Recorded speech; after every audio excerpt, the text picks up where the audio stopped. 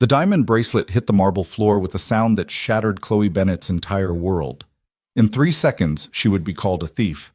In 5, her sister would lose her only chance at survival. In 10, security would drag her out in handcuffs while the entire restaurant watched a nobody waitress get exactly what people like her deserved. But before any of that could happen, the billionaire in the corner booth stood up. If you want to see how a single moment can destroy everything, or save it, stay until the end. Hit that like button and drop a comment telling me what city you're watching from so I can see how far this story travels. The thing about working at Luminaire, the kind of restaurant where the napkins cost more than Chloe's rent, was that you learned to become invisible. Not metaphorically invisible. Actually invisible. The kind of invisible where wealthy people discuss their affairs, their crimes, their casual cruelties right in front of you because to them, you weren't even human. You were furniture that occasionally refilled wine glasses. Chloe Bennett had perfected this invisibility over 3 years of 12-hour shifts, aching feet, and swallowing every insult with a smile that never reached her eyes. Tonight, that invisibility was about to fail her in the worst possible way. Table 7 needs their second bottle of Chateau Margaux, Monica hissed, shoving the wine list into Chloe's hands as she rushed past. And for fuck's sake, don't screw it up. Those people tip like normal humans. Chloe nodded, already moving. She didn't bother pointing out that she'd been working table 7 all night, that she knew exactly what they wanted, that Monica was stressed because she'd spent the last 20 minutes flirting with the sommelier instead of doing her job. Pointing things out got you fired. Keeping your head down kept you employed. And employment meant her sister Emma got her medication. It meant the hospital didn't start making phone calls about overdue bills.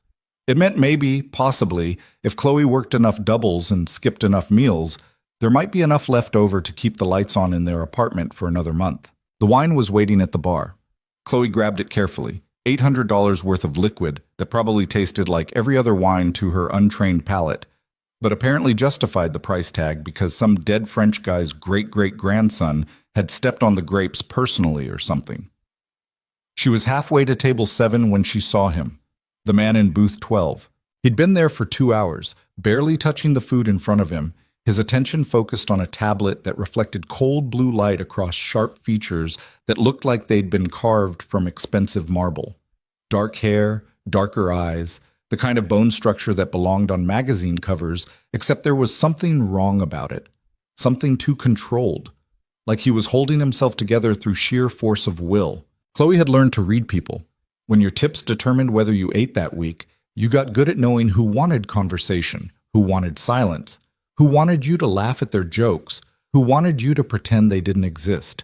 This man wanted to be left alone, but he also kept glancing toward the entrance every few minutes like he was waiting for someone who would never show up. "You're staring," Monica whispered as she passed, balancing a tray of appetizers. "That's Nathaniel Pierce, as in Pierce Industries. As in worth more than this entire building. As in so far out of your league, he's practically a different species." Chloe felt her face flush. "I wasn't. Sure you weren't. Just deliver the wine and keep your fantasies to yourself. Men like that don't even see women like us." Monica disappeared into the kitchen, leaving Chloe standing there with $800 of wine and a reminder of exactly where she fit in the world's hierarchy. She approached table 7, a group of lawyers celebrating some corporate victory that had probably ruined a few thousand lives, and went through the ritual. Show the label. Wait for the nod. Pour exactly the right amount. Smile. Disappear. "Finally," one of them muttered. "Thought we'd die of thirst." Chloe's smile didn't waver. "My apologies for the wait. Is there anything else I can get you?" "Yeah, a waitress who doesn't look like she's about to cry into our food." The table laughed. Chloe laughed with them, the sound hollow in her own ears, and retreated before they could see how close to accurate that observation was. The thing was, she wasn't about to cry. She was about 3 missed paychecks past crying. Crying was a luxury for people who still believed things might get better. She was refilling water glasses at table 3 when Beatrice Sterling walked in. Chloe recognized her immediately. Everyone who worked at Luminaire knew the Sterlings.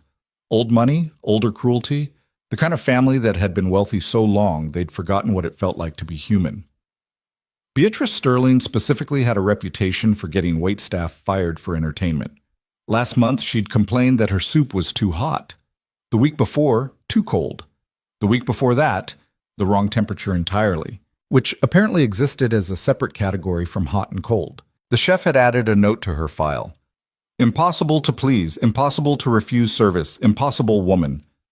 Tonight, Beatrice wore a dress that cost more than Emma's last hospital stay and a smile that meant someone was about to have a very bad evening. Her eyes swept the restaurant with predatory focus, looking for prey. Those eyes landed on Chloe. "Oh no," Chloe whispered. "Table 9, the hostess announced, appearing at her elbow like a harbinger of doom.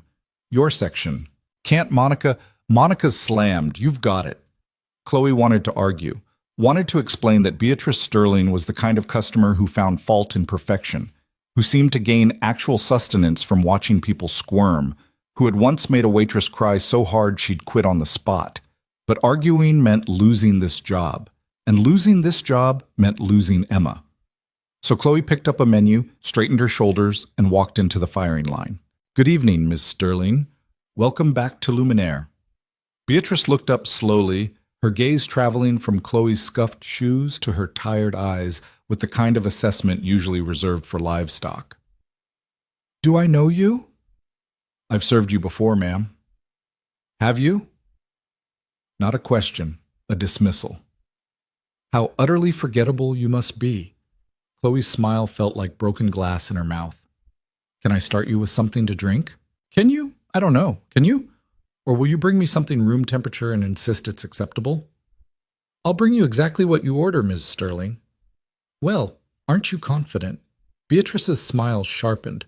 "I'll have the French onion soup, and make sure it's actually hot this time. The last girl who served me seemed to think lukewarm was sufficient."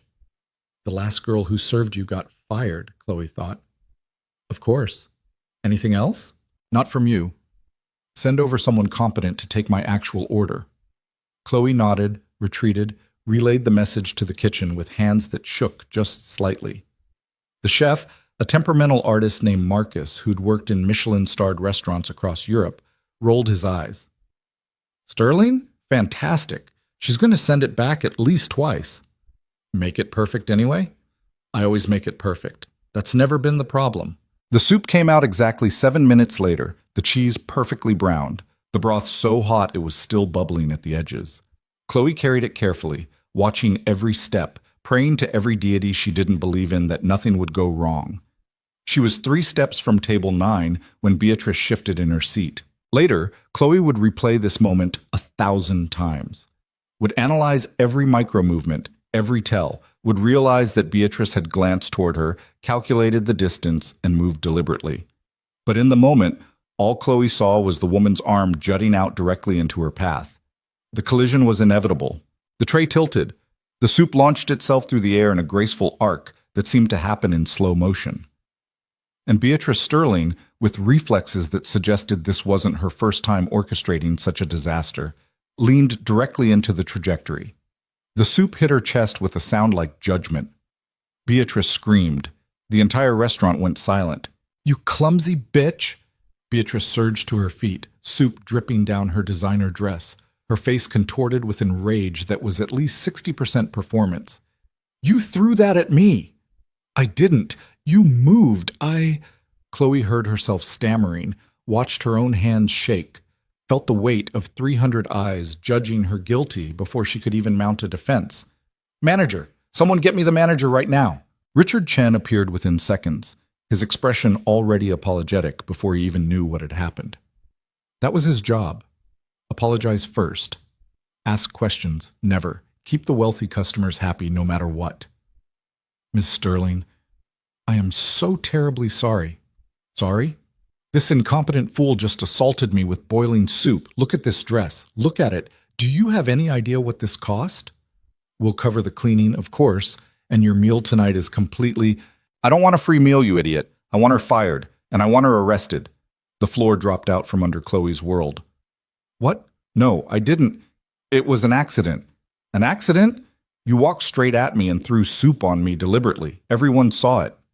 "That's not what happened." "Are you calling me a liar?" Beatrice's voice rose to a pitch that suggested mortal offense. She was good at this. Very good. "First you assault me, now you're insulting me?" Richard's hand landed on Chloe's shoulder. "Chloe, go to the back. Now." "But I didn't do anything wrong." Back office, now.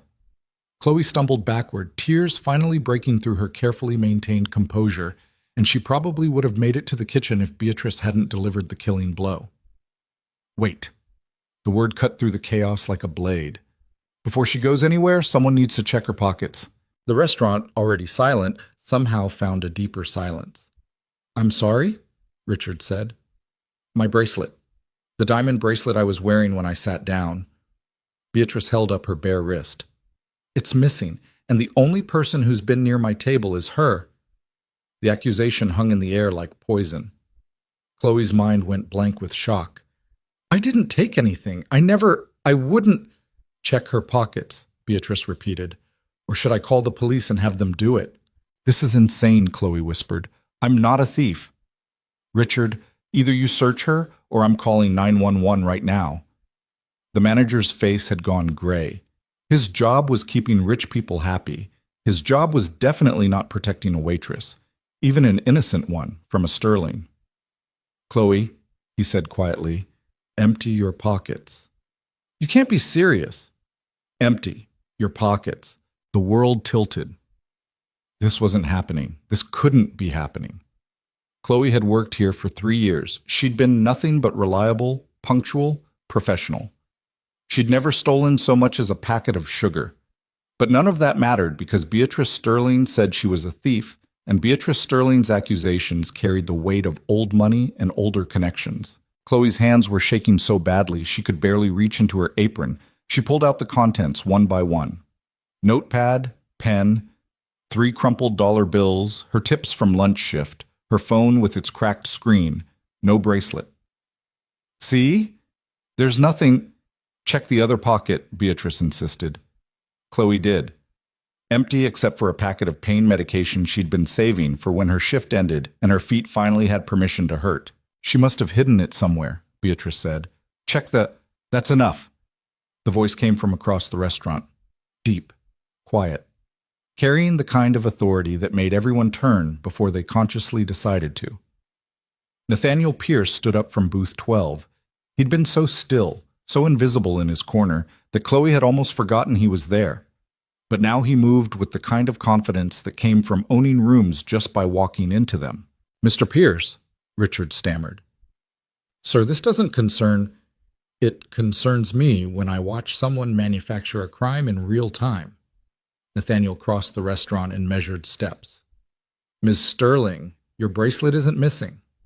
Beatrice's mask slipped for just a fraction of a second. Excuse me? You removed it yourself approximately 6 minutes ago and placed it in your purse. I watched you do it. That's absurd. Why would I... Because you're bored and cruel and you thought it would be entertaining to destroy someone's life. Nathaniel's voice never rose, didn't need to. You caused that collision deliberately, and when that wasn't enough humiliation, you decided to add theft to the accusations. How dare you? Beatrice's face flushed with genuine anger now. I am a valued customer of this establishment, and I will not be spoken to. Show them the bracelet. I don't have to show anyone anything. Nathaniel pulled out his phone, tapped the screen twice. Then I'll show them this. He turned the phone around. On the screen, security footage, from an angle that shouldn't have existed because Luminaire didn't have cameras in the dining room, which meant Nathaniel Pierce had brought his own surveillance, showed Beatrice Sterling's table with perfect clarity, showed her removing her bracelet, showed her tucking it into her purse, showed her deliberately extending her arm into Chloe's path. The silence that followed was different from before. This wasn't shock. This was witnessing someone's social execution in real time. You recorded me? Beatrice's voice was strangled.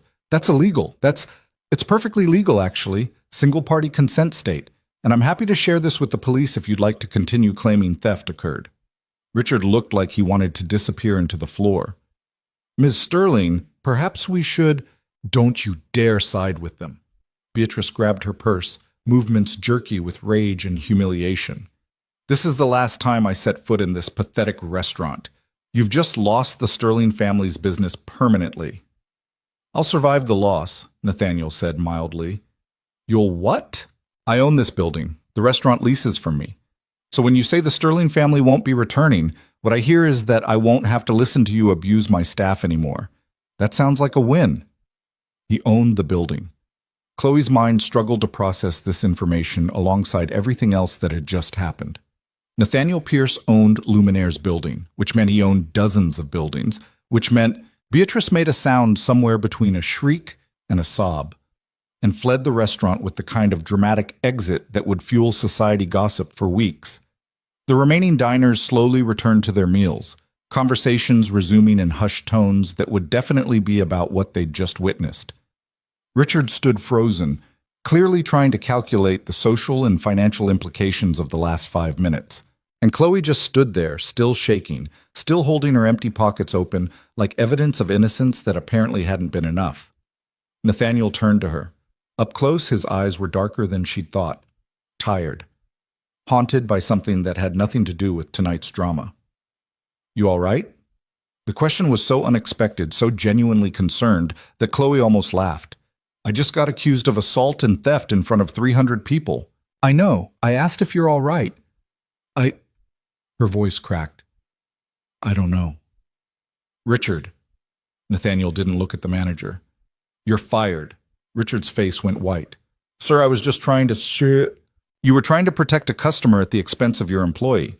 You didn't ask questions, didn't verify facts, just assumed the woman in the expensive dress was telling the truth, and the waitress was guilty." Nathaniel's voice stayed conversational, which somehow made it worse. "You're done. Clean out your office tonight." "You can't. This isn't even your restaurant." "Bob, no, but I own the building, and your lease has a clause about maintaining appropriate business standards. Failing to protect your employees from false criminal accusations violates that clause. You're done." Richard opened his mouth, closed it, opened it again. No sound came out. He turned and walked toward the back, his career ending with each step. Nathaniel looked at Chloe. "You need to sit down. You're about to pass out." "I'm fine." "You're gray. Sit."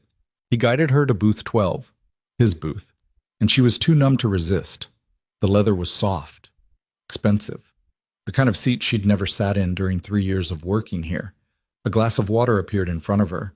She didn't see Nathaniel order it, but suddenly it was there, and she was drinking it, and her hands were still shaking so badly some of it spilled. "Breathe," Nathaniel said. "Slowly. You're in shock. I almost got arrested." "No, you didn't. She was bluffing." "She could have, if you hadn't—" Chloe couldn't finish the sentence, couldn't articulate the full nightmare of what almost happened. Criminal charges, jail, Emma losing her medication, their apartment, everything. "But I did," Nathaniel said simply. "So you're fine." "Why?" The question came out sharper than she intended. "Why would you do that? You don't know me." "I know you didn't steal anything. Seemed like reason enough. People like you don't just—" "You could have stayed quiet. It was safer for you to stay quiet." Something flickered across his face. Something that looked like old pain. "Staying quiet is what cowards do. I've been a lot of things. Coward isn't one of them." They sat in silence for a moment. Around them, the restaurant slowly returned to normal. Servers moved between tables, wine flowed, conversations hummed, as if nothing had happened, as if Chloe's entire world hadn't almost ended.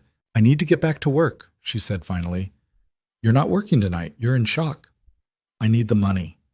"I'll cover your wages, double. Take the night off." Chloe laughed, the sound brittle. "You already saved me and fired my manager and kicked out your tenant. You don't need to pay me, too." "It's not charity. It's logistics. You're shaking so badly you'll drop something, someone will complain, and we'll be back where we started." Nathaniel pulled out his wallet, extracted a stack of bills that was definitely more than double her nightly wages. "Go home. Sleep. Come back tomorrow, and we'll figure out what happens next." "What do you mean, what happens next?" "The manager is gone. The restaurant needs an interim replacement. You've worked here 3 years. You know how everything runs. You're getting a promotion." The world tilted again, but in a different direction this time. "I'm a waitress." "You were a waitress. Now you're interim manager until ownership hires someone permanent, unless you don't want the position." Chloe's mind couldn't keep up. "That's insane. You can't just promote me because you feel bad about what happened." "I'm not promoting you because I feel bad. I'm promoting you because you're the only person in this building who didn't immediately assume guilt based on social class. That suggests better judgment than most people in management positions. I don't know anything about managing a restaurant. You know everything about this restaurant. The rest you'll learn. Nathaniel stood, gathering his tablet and coat. Take the night. Think about it. Come back tomorrow with an answer. He was leaving, just like that, saving her life and changing it and walking away like it was nothing. Wait. Chloe stood too quickly, the world swimming. Who are you, really? Nathaniel Pierce, I already told you that. No, I mean, why were you recording her? Why do you have surveillance equipment in a restaurant? What? Those are good questions. Nathaniel's expression was unreadable. Maybe we'll discuss the answers when you're not about to collapse. Go home, Chloe. He knew her name. She had never told him her name. How do you... Your name tag. Go home. She wasn't wearing a name tag tonight. She'd forgotten to put it on during the shift change. But before Chloe could point this out, Nathaniel Pierce walked out of Luminaire and disappeared into the city night, leaving her standing in the ruins of her old life with a promotion she didn't understand and questions that tasted like danger. Monica appeared at her elbow. What the actual fuck just happened? I have no idea. Did Nathaniel Pierce just fire Richard and promote you? Think so. And give you a bunch of money? Chloe looked down at the bills in her hand. At least $300. Maybe more. Yeah. Chloe, that man is one of the most powerful people in the city. He doesn't just do things like that. Not without a reason. He said I didn't steal anything. Everyone could see you didn't steal anything, but most billionaires would have just watched you get arrested and gone back to their meal, so why didn't he? Chloe had no answer to that. She gathered her things from the break room in a daze, changed out of her uniform, walked out of Luminaire into the cold night air that smelled like rain and exhaust, and the particular smell of a city that never quite slept. Her phone buzzed. Emma. Hey, Chloe answered. How are you feeling? Tired, bored. The usual. Emma's voice was thinner than it used to be, weaker. How was work? Weird, really weird. Good weird or bad weird? Chloe thought about Beatrice Sterling's accusation, Richard's immediate assumption of guilt, Nathaniel Pierce's impossible intervention. I honestly don't know yet. That's cryptic. Yeah? Chloe started walking toward the bus stop. I'll tell you about it when I get home. Did you eat? Hospital food, so technically yes, spiritually no. I'll bring you something real tomorrow. You don't have to. I want to. Let me do something nice. Emma was quiet for a moment. You sound different. Different how? I don't know. Less tired? What happened at work? Everything, Chloe thought. Everything happened. I'll explain later. Get some rest, okay? She ended the call as the bus arrived, climbing aboard with the other night workers and third-shift insomniacs who populated the city's arteries after dark. Found a seat by the window. Watched the lights blur past. The money in her pocket felt heavy. The promotion felt heavier. And Nathaniel Pierce's final look, that assessment that had seen past her uniform to something underneath, felt heaviest of all. Because Monica was right. Men like that didn't help people like Chloe without a reason. The question was, what did he want? And the scarier question, why did part of her already suspect she knew? The surveillance equipment, the way he'd been watching Beatrice all night, the deliberate intervention at exactly the right moment. None of it felt coincidental. Nathaniel Pierce hadn't just been having dinner at Luminaire tonight. He'd been hunting. And somehow Chloe Bennett had just become part of whatever dangerous game he was playing. Her phone buzzed again. Unknown number. She almost didn't answer, but something, instinct, curiosity, the same impulse that made people slow down at car accidents, made her swipe to accept. Chloe Bennett. Not a question. She knew that voice. Mr. Pierce? Don't come to work tomorrow. Her stomach dropped. What? But you said... I said don't come to work. Come to this address instead. He rattled off a location in the financial district. 9 a.m. Don't be late. I don't understand. What? You asked who I really am. Tomorrow, I'll show you, and then we'll discuss what happens next. This is insane. I don't even know you. No. But I know you. Nathaniel's voice was quiet, certain. I know you work 3 jobs to pay for your sister's medical treatments. I know you skip meals so she doesn't have to. I know you're drowning in medical debt and afraid every single day that you'll lose her. Chloe's breath stopped in her throat. How? I know because I've been watching you for 3 weeks, Chloe. And tomorrow, I'm going to tell you why. 9 a.m. Don't be late. The call ended. Chloe sat frozen on the bus, phone pressed to her ear even though the line was dead, heart pounding so hard she could feel it in her fingertips. Nathaniel Pierce had been watching her. For 3 weeks. She should be terrified. Should be calling the police, reporting a stalker, getting as far away from this situation as possible. But she wasn't doing any of those things. Because the man who'd been watching her had also just saved her life, had fired someone who'd betrayed her, had offered her money and opportunity and a way out of the endless cycle of poverty that had been crushing her for years. People didn't do that without a reason. And whatever Nathaniel Pierce's reason was, Chloe was going to find out tomorrow at 9 a.m. The bus lurched to her stop.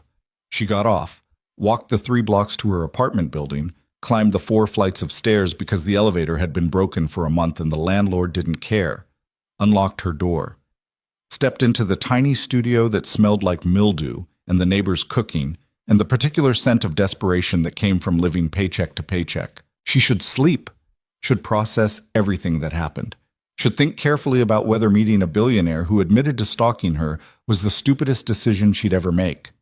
Instead, Chloe opened her laptop and searched for Nathaniel Pierce.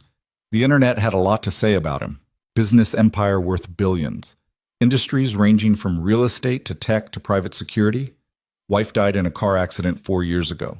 Single father to a 6-year-old son. Notoriously private, ruthlessly effective. Connected to politicians, law enforcement, and half the power players in the city. There were photos, charity events, business conferences.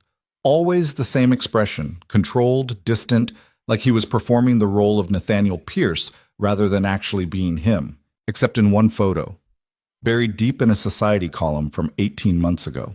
Nathaniel, at some gala, standing next to a man the caption identified as business partner Marcus Chen. Both of them smiling, relaxed, like they were actually friends instead of just business associates. Chloe clicked to read the full article. Got 3 paragraphs in before she reached the part that made her blood run cold. Marcus Chen, found dead last week in an apparent suicide, leaves behind questions about the financial irregularities at his company. Investigators suspect. The article devolved into speculation about embezzlement and criminal connections and the kind of scandal that destroyed families. But Chloe stopped reading there, because she just realized what Nathaniel Pierce had been doing at Luminaire tonight.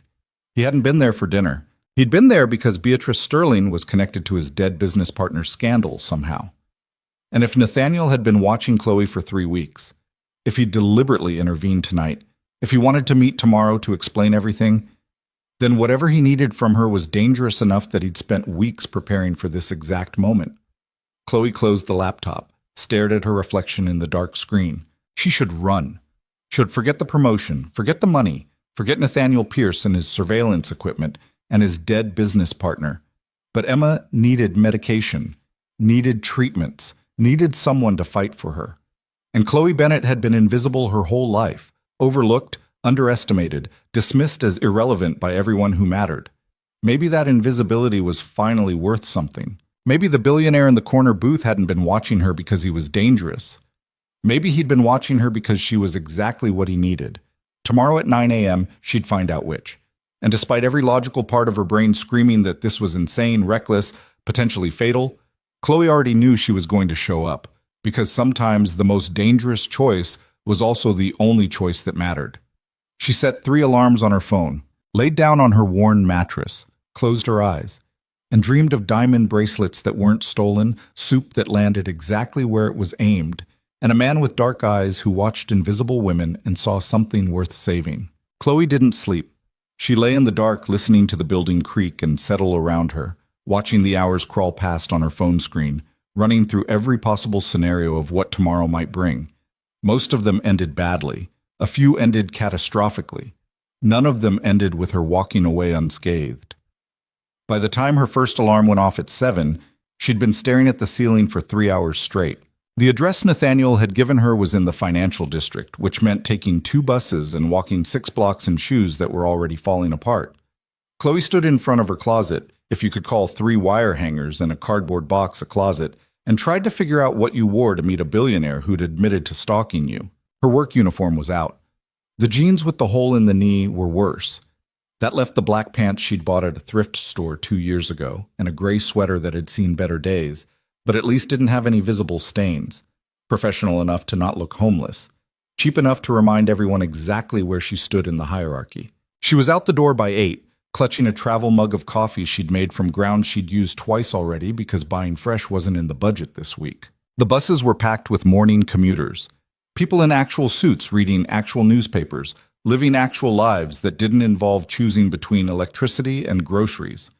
Chloe found a spot near the back and tried not to think about the fact that she was voluntarily walking into a situation that had "terrible idea" written all over it. Her phone buzzed. Emma. "You left early," her sister said by way of greeting. "Where are you going?" "Job thing. I'll explain later." "You're being weird." "I'm always weird." "Weirder than usual." Emma coughed, the sound rattling in her chest. "You okay?" "No," Chloe thought. "I'm meeting a man who's been watching me for weeks and I have no idea what he wants or why I'm stupid enough to show up." "I'm fine. Did you take your medication?" "Yes, Mom." "Emma?" "Yes, I took it. It tasted like battery acid mixed with disappointment, but I took it." Despite everything, Chloe smiled. "That's my girl. I'll come by the hospital after this meeting, okay? You don't have to." "I want to. Let me bring you real food." "If you're buying real food, something's definitely wrong." "Nothing's wrong. I just—" Chloe paused, searching for words that wouldn't worry her sister. "I might have a chance at something better, that's all." "Better how?" "I'll know after the meeting." Emma was quiet for a moment. "Be careful, Chloe." "I'm always careful." "No, you're always desperate. There's a difference." The words hit harder than they should have. "I have to go. I'll see you later." She ended the call before Emma could argue, before her sister could point out all the obvious reasons why this was a terrible idea, before Chloe had to admit that desperate was exactly what she was. The financial district looked like a different planet. Glass towers that scraped the sky, streets that were actually clean, people who walked like they owned the world because they probably did. Chloe felt every dollar she didn't have in her bank account, every meal she'd skipped, every night she'd chosen between heat and rent. The address Nathaniel gave her belonged to a building that made the others look modest. 50 stories of steel and reflective glass that threw the morning sun back at the city like a challenge. The lobby had actual artwork, not prints, actual paintings, and a security desk staffed by men who looked like they could bench press a car. Chloe approached the desk on legs that felt unsteady. "I'm here to see Nathaniel Pierce." The guard didn't even look up. "Name?" "Chloe Bennett." He checked his computer screen, then did look up, his expression shifting from bored to surprised. "Top floor, elevator on the right." "Thank you." The elevator was the kind with mirrors on every wall, forcing Chloe to confront multiple versions of herself looking terrified and out of place. She watched all of them as the numbers climbed, 20, 30, 40, until finally the doors opened onto the 50th floor. If the lobby was impressive, this was something else entirely. Floor-to-ceiling windows that offered a view of the entire city sprawled out like a map. Furniture that probably cost more than her car, if she'd had a car. Art that belonged in museums. And Nathaniel Pierce standing by the windows with his back to her, silhouetted against the morning light. "You came," he said without turning around. "You told me to. I've told a lot of people to do things. Not all of them listen." He turned and Chloe was struck again by how tired he looked, how controlled. Like every movement, every expression was calculated 3 steps ahead. "Coffee?" But the thing you're holding isn't coffee. It's whatever's left after you've extracted every possible molecule of caffeine from grounds you've used multiple times. I'm offering actual coffee." Chloe set her travel mug down on a side table. "Okay." Nathaniel moved to a bar area that had an espresso machine that probably cost more than her rent. He made 2 cups with the kind of efficiency that suggested he'd done this 1,000 times, no staff required, no performance necessary. He handed her one. The cup was warm in her hands, the smell rich and dark, and absolutely nothing like what she'd been drinking. Sit, Nathaniel said, gesturing to a leather couch that faced the windows. Chloe sat. The leather sighed under her weight like it was greeting an old friend. Nathaniel took the chair across from her, not the couch. Maintaining distance, professional. Except nothing about this situation was professional. You have questions, he said. A few thousand, yeah. Start with the most important one. Chloe took a sip of coffee to buy herself time. It tasted like what she imagined expensive things should taste like. Smooth, complex, completely wasted on someone who'd been drinking battery acid for months. Why were you watching me? Because you're invisible. That's not an answer. It's exactly an answer. You work at one of the city's most exclusive restaurants. You see everything, hear everything, and nobody notices you because you're just the help. Nathaniel leaned forward slightly. That makes you valuable. Valuable for what? For seeing things other people miss. Like what? Like Beatrice Sterling removing her bracelet before she accused you of stealing it. Chloe set her coffee down carefully. You could have stopped her before it got that far. Before she spilled the soup, before she made the accusation. You had video. You were watching. You could have intervened earlier. Yes. But you didn't. No. Why not? Nathaniel was quiet for a moment, his gaze steady on hers. Because I needed to see how you'd react under pressure. I needed to know if you'd break or fight or freeze. The coffee in Chloe's stomach turned sour. You let me get humiliated as a test? I let you get challenged as an assessment. There's a difference. Not from where I was standing. I know, and I'm not apologizing for it. Nathaniel's voice didn't soften. You want honesty? Here it is. I've been looking for someone specific for 3 months, someone invisible enough to move through certain spaces unnoticed, someone smart enough to see patterns other people miss, someone desperate enough to take risks most people wouldn't. And you think that's me? I know that's you. I've watched you manage difficult customers with more grace than most diplomats. I've seen you memorize orders, preferences, subtle cues that other servers miss. I've watched you work 3 jobs, send every spare dollar to your sister's medical care, and still show up on time every single day looking like you have your life together. Chloe's hands were shaking again. You had no right to... You're right. I didn't. But I did it anyway because the alternative was walking away and letting someone else get hurt. Nathaniel stood, moved back to the windows. My business partner was murdered 18 months ago. The police called it suicide. They were wrong. The coffee felt like lead in Chloe's stomach. Marcus Chen. Nathaniel turned sharply. You looked me up. You admitted to stalking me. Yeah, I looked you up. Chloe stood too, because sitting felt like giving him too much power. Marcus Chen died 18 months ago. Apparent suicide, financial irregularities, scandal. All manufactured, all lies designed to cover up the fact that he discovered something he shouldn't have. Discovered what? That half the luxury hotels in this city are fronts for money laundering operations run by organized crime.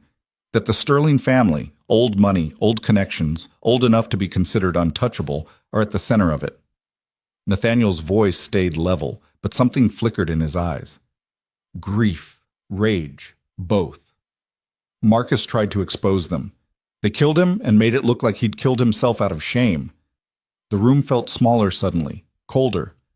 And you want revenge. I want justice. There's a difference. Is there? Justice means evidence, prosecution, making sure they can't hurt anyone else. Revenge is just... Nathaniel trailed off. Easier, less useful. Chloe crossed her arms, trying to hold herself together. What does any of this have to do with me? The Sterlings operate through legitimate businesses, hotels, restaurants, country clubs, places where wealthy people gather and money flows and nobody asks questions because everyone involved has too much to lose by looking too closely. Places like Luminaire. Exactly like Luminaire, which is owned by Sterling Industries through 3 shell companies designed to hide the connection. Nathaniel turned fully to face her. I've spent 18 months building a case. I have financial records, transaction patterns, connections, but I don't have the final piece, which is direct evidence of the operation in action, faces, names, actual proof of who's running what. He paused. I need someone who can get inside their world, Someone they'd never suspect. Someone invisible. The implication hit Chloe like cold water. You want me to spy for you? I want you to work for me, as an intelligence asset. That's the same thing. No, spying suggests deception. I'm being completely honest about what I'm asking and why. Chloe laughed, the sound brittle. You're asking me to infiltrate organized crime. That's insane. Yes. I could get killed. Yes. Why would I possibly agree to this? Nathaniel moved to a desk, pulled out a folder, handed it to her. Open it. Chloe did. Inside were medical bills. Emma's medical bills. All of them. Marked paid in full. Her hands went numb. What did you do? I paid them. All of them. Your sister's treatments are covered for the next 3 years. The hospital has instructions to bill me directly for anything she needs. You can't. This is... Chloe couldn't find words, couldn't process what she was seeing. $50,000 in debt. Gone. Just gone. I also purchased your apartment building. Your rent is now $200 a month. Your landlord has been instructed to fix the elevator, the heating, and the hot water situation. Stop. There's a college fund set up for Emma. When she's well enough, she can go anywhere she wants, study anything she wants. Full ride. Stop. And you. Nathaniel pulled out another folder. Your salary starts at $150,000 a year. Full benefits. Housing allowance if you want to move somewhere better. Everything you need to build an actual life. Chloe dropped both folders on the desk, backed away like they were poisonous. You think you can buy me? I think I can offer you a choice you've never had before. Say no. Keep the medical payments. Keep the rent reduction. Keep the college fund. They're not conditional. I'm not holding your sister hostage. Then why give them to me at all? Because you deserve better than the life you're living. And because I'm asking you to do something dangerous, and you should be compensated appropriately. You're asking me to risk my life. Yes. For $150,000. For a chance to stop the people who killed my best friend. For a chance to make sure no one else gets hurt. For a chance to do something that actually matters, instead of just surviving day after day waiting for everything to collapse. The words hit too close to home. Chloe wanted to be angry, wanted to throw the offer back in his face, wanted to walk out with whatever dignity she had left. But Emma's medical bills were paid. Their rent was reduced to almost nothing. There was a college fund. And Nathaniel Pierce was looking at her like she was the answer to a question he'd been asking for 18 months. What exactly would I have to do? Chloe heard herself ask. Nathaniel's expression didn't change, but something in his posture relaxed slightly. The Sterlings are hosting a private event in 2 weeks. Invitation only, very exclusive. They'll need servers for the evening. And you want me to serve drinks while listening to their conversations. I want you to do what you already do naturally. Be invisible. Watch. Listen. Remember details. He paused. There will be technology involved. Hidden cameras, audio equipment, things that need to be placed in specific locations. You want me to bug their event. I want you to help me gather evidence that holds up in court. Chloe moved back to the window, stared out at the city spread below. From up here, everything looked clean, manageable, like you could reach out and rearrange the pieces into something better. She thought about Emma in her hospital bed, about medical bills that didn't exist anymore, about the elevator that might actually work, the heat that might actually heat, the life that might actually be livable. She thought about Marcus Chen, dead at 42, his reputation destroyed, his family left with nothing but scandal and shame. She thought about Beatrice Sterling's face when the soup hit her dress, the calculated cruelty, the casual assumption that she could destroy Chloe's life because women like Chloe didn't matter. If I say yes, Chloe said slowly, I want guarantees. Name them.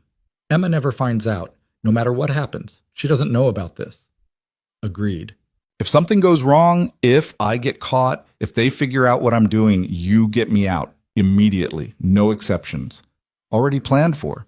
And I want to know everything. No more surprises. No more tests. If I'm risking my life, I deserve complete honesty about what I'm walking into. Nathaniel nodded. Fair. Chloe turned to face him. Why me? Really? You have money, resources, connections. You could hire professional investigators, private security, people who actually know what they're doing. Because professionals leave professional traces. They think like investigators, act like investigators, and eventually someone notices the pattern. Nathaniel's voice was quiet. But you? You've spent your entire life being overlooked. You know how to move through spaces without being seen.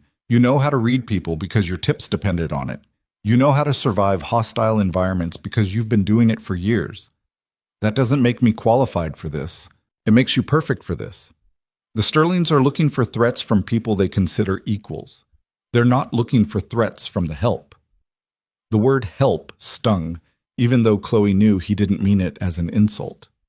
How long do I have to decide? She asked. You've already decided. You're just making sure you've thought through all the angles. Nathaniel picked up a tablet from his desk.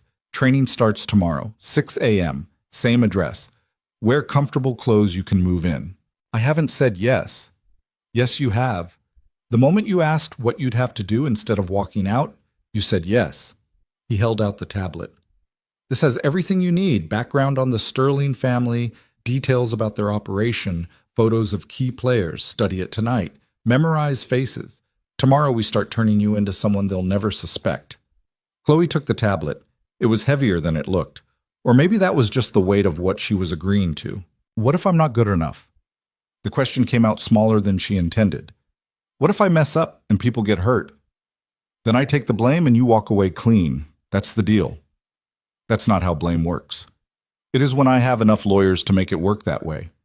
Nathaniel moved toward the elevator. 6 a.m., Chloe. Don't be late.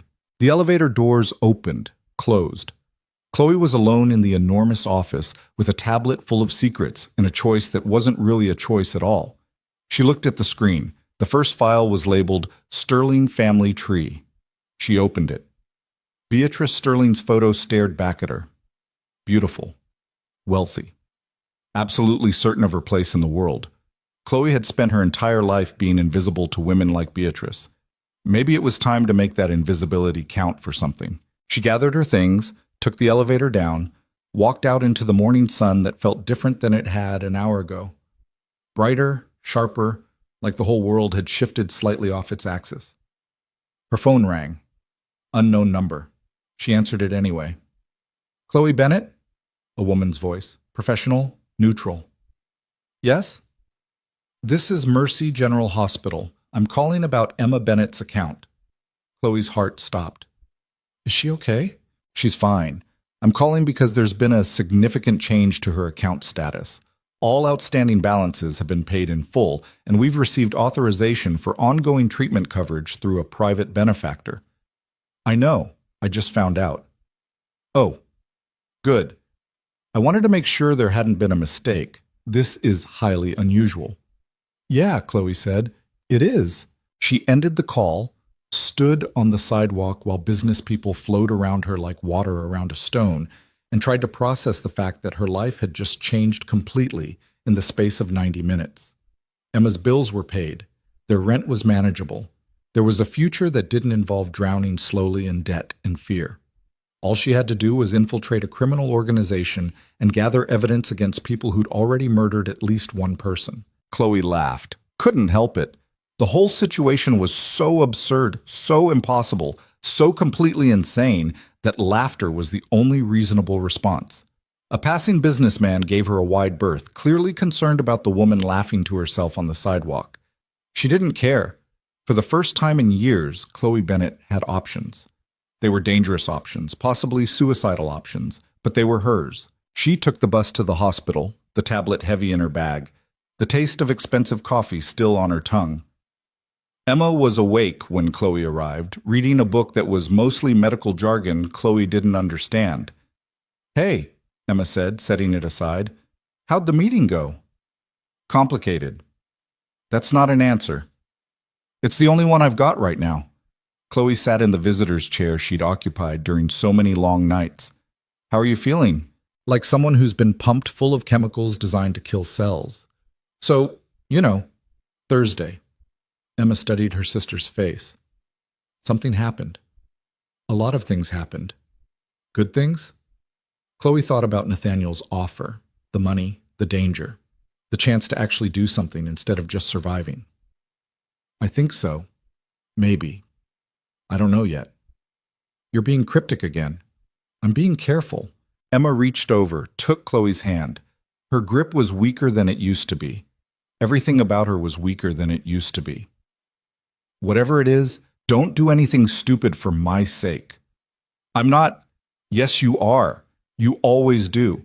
You work yourself to death to pay for treatments. You skip meals so I can have hospital cafeteria garbage.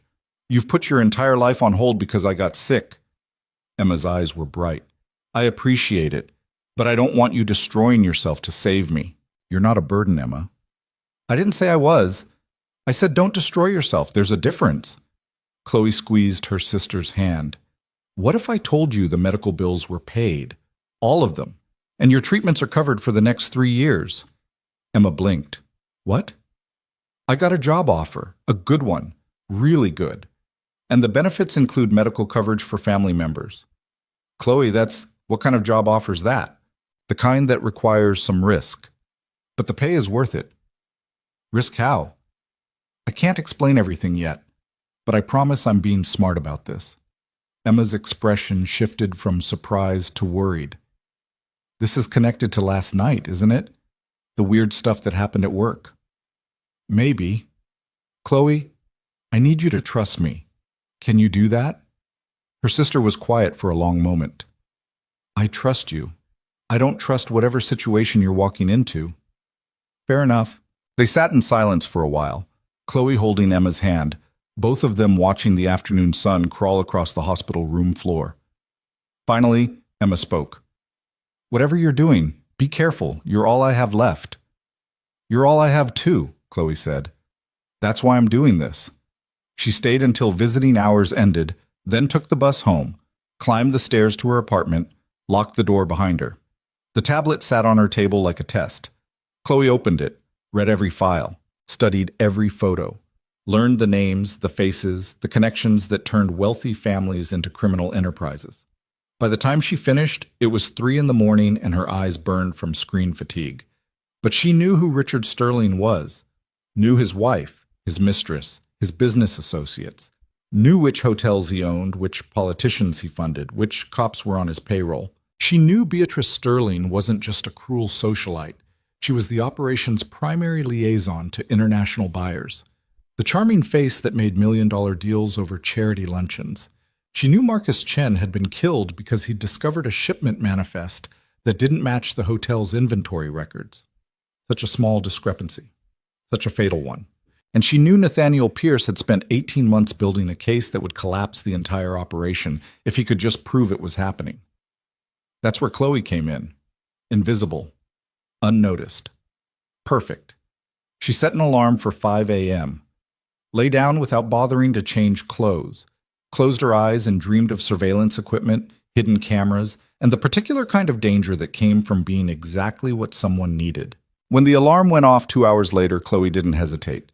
She got up, got dressed, got on the bus. Arrived at Nathaniel's building at exactly 6 a.m. The same security guard was at the desk. He nodded her through without question, like she belonged here now. The elevator took her up. Nathaniel was waiting on the 50th floor, but this time he wasn't alone. A woman stood beside him, late 30s, athletic build, eyes that assessed Chloe the way a surgeon assessed a patient. Chloe Bennett, Nathaniel said. Meet Sarah Chen, Marcus's sister. She's going to train you. Sarah stepped forward, hand extended. You're either very brave or very stupid. I haven't decided which yet. Chloe shook her hand. Can't it be both? Oh, I like her already. Sarah grinned, the expression sharp enough to cut.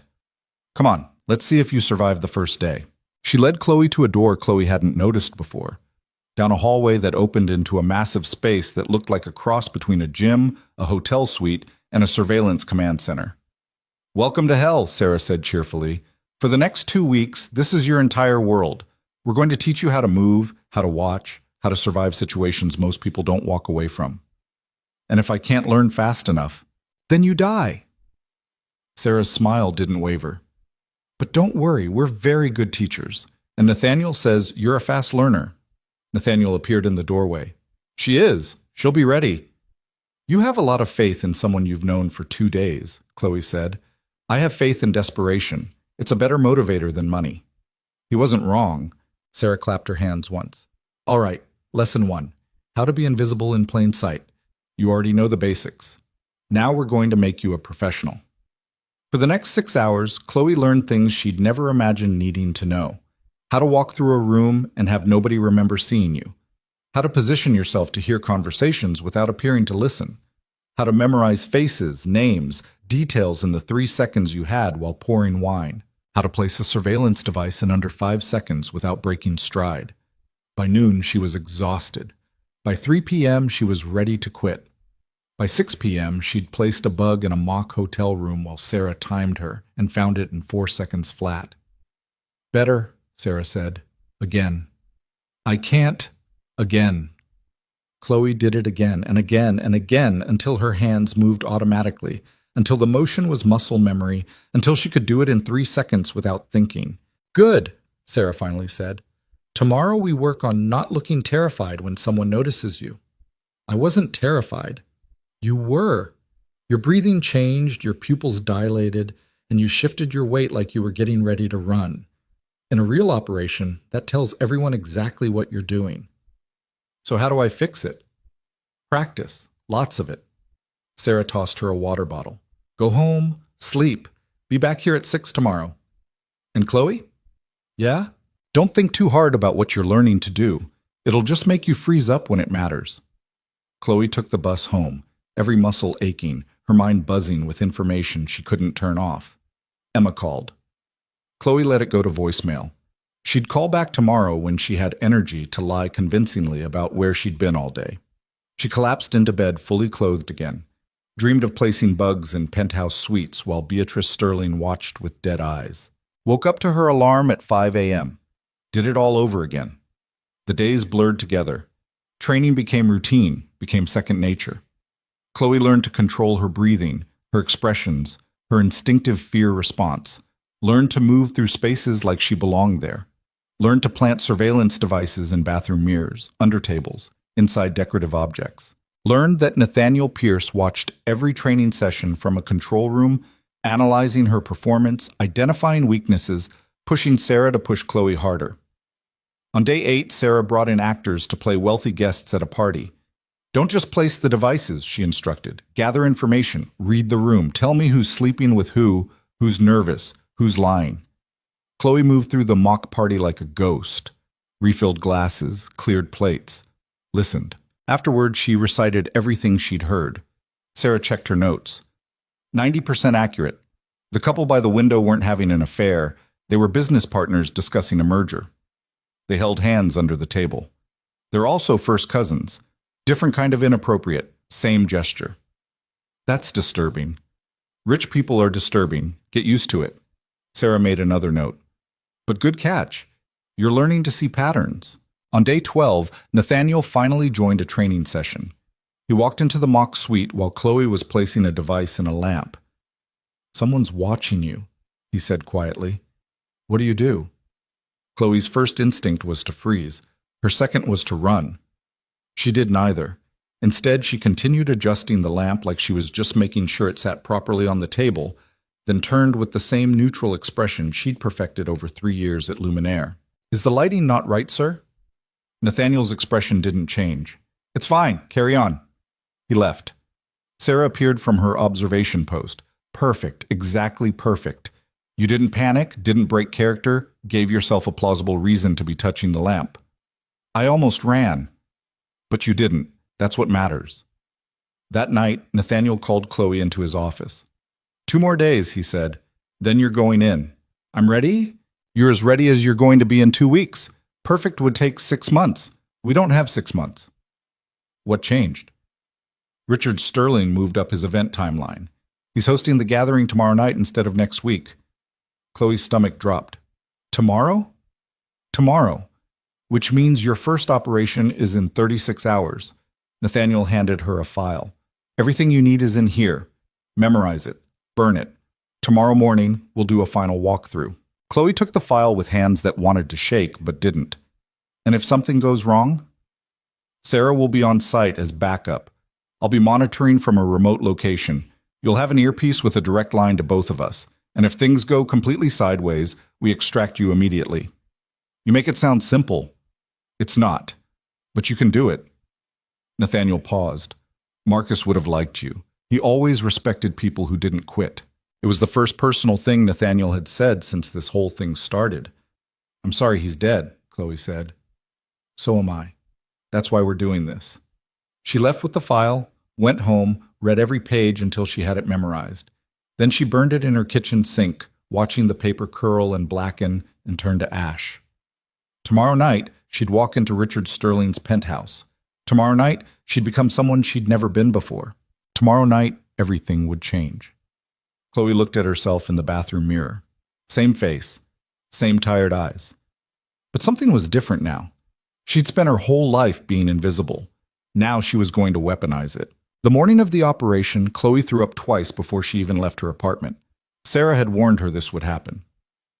Your body knows you're walking into danger, she'd said during one of their training sessions. Let it purge, then get your shit together and do the job anyway. So Chloe purged, got her shit together, and showed up at Nathaniel's building at exactly 6 a.m. like she'd been doing for the past 2 weeks. The 50th floor looked different today. Less like an office, more like a command center. Monitors covered one wall, showing security feeds from what Chloe recognized as the Sterling Hotel's exterior. Sarah sat at a console running equipment checks, her movements efficient and practiced. Nathaniel stood by the windows, phone pressed to his ear, his expression darker than usual. I don't care what the weather report says, he was saying. I need those satellite feeds operational by 1800 hours or we abort. He paused. No, not good enough. Fix it. He ended the call, turned to find Chloe watching him. Problem? She asked. Storm system moving in faster than predicted. Might interfere with communications. He checked his watch. But we're committed now. The event starts at 8 p.m. You need to be in position by 7:30. Chloe's stomach lurched again. She swallowed it down. What's my cover story again? Last-minute replacement server. The agency sent you because their regular girl called in sick. Sarah spoke without looking up from her console. You've worked high-end events before, but never for the Sterling specifically. You're grateful for the opportunity. You need the money. You're invisible. I'm invisible, Chloe repeated, the mantra they drilled into her for 2 weeks. Good. Now come here and let me wire you up. The surveillance equipment was smaller than Chloe expected. The earpiece looked like a hearing aid, flesh-colored and nearly invisible once Sarah positioned it properly. The pendant camera was built into a simple silver necklace that looked like something a waitress might wear to feel slightly dressed up. Audio check, Sarah said. Chloe counted to 10, watched Sarah's screen show the waveform of her voice. Perfect. Now the backup. Sarah handed her what looked like an ordinary pen. If the primary camera fails, use this. Click it twice to start recording, 3 times to stop. Don't click it once, or you'll just write on things like a normal pen and feel stupid. Got it. And this? Sarah held up a compact that looked like cheap drugstore makeup. The mirror is actually a signal jammer. If you need to disable their security for 30 seconds, open it and press the powder. It'll fry everything electronic within a 15-foot radius. That seems dangerous. It is. Use it only if you're completely fucked and need an escape window. Nathaniel appeared with a garment bag. Your uniform. It's been modified with micro pockets for the surveillance devices. Everything's positioned for quick access. Chloe took the bag to the bathroom and changed. The uniform fit perfectly. Black pants, white shirt, black vest. Professional. Forgettable. Exactly like what she'd worn at Billionaire for 3 years. She stared at herself in the mirror. Same face. Same tired eyes. But her hands were steady now. The nausea had passed. She'd crossed some threshold between terrified and operational. When she emerged, Sarah gave her an approving nod. You look like someone who serves drinks and goes home to her cat. Perfect. I don't have a cat. The Sterlings don't know that. Nathaniel handed her a small case. 5 devices, 3 audio, 2 video. Placement locations are marked on the floor plan. He pulled up a schematic on one of the monitors. Audio 1 goes in the main sitting room, disguised as a coaster on the coffee table. Audio 2 in Richard's office, inside the pen holder on his desk. Audio 3 in the library, tucked behind the books on the 3rd shelf. And video? 1 in the dining room, positioned to catch the head of the table. 2 in the study, angled at the desk, where they'll be reviewing documents. Nathaniel zoomed in on each location. Sarah will guide you if you get disoriented. And Chloe? Yeah? Don't be a hero. Plant what you can. If a location feels wrong, skip it. We can work with partial coverage. We can't work with you getting caught. Understood. Sarah checked her watch. Van leaves in 20 minutes. You should eat something. I'll throw up again. Eat anyway. You're going to be on your feet for 4 hours minimum. Low blood sugar makes you sloppy. She was right. Chloe forced down a protein bar that tasted like cardboard and regret, drank water, tried not to think about all the ways this could go catastrophically wrong. At 7 p.m., she climbed into the back of a catering van driven by someone Sarah introduced only as Marcus. Whether that was his real name or a tribute to the dead man they were avenging, Chloe didn't ask. The drive took 30 minutes, long enough for Chloe's anxiety to rebuild, short enough that she didn't have time to talk herself out of this. The Sterling Hotel rose 40 stories above the financial district, all glass and steel and aggressive wealth. The penthouse level was accessible only by private elevator, the kind that required a key card and probably a retinal scan. Chloe entered through the service entrance with 3 other servers from the actual catering company. They barely glanced at her, just another body hired to smile and carry trays and be invisible. The service coordinator, a harried woman named Patricia, who looked like she'd been managing impossible rich people for decades, checked Chloe's fake credentials without really looking at them. You're late, Patricia said. I'm exactly on time.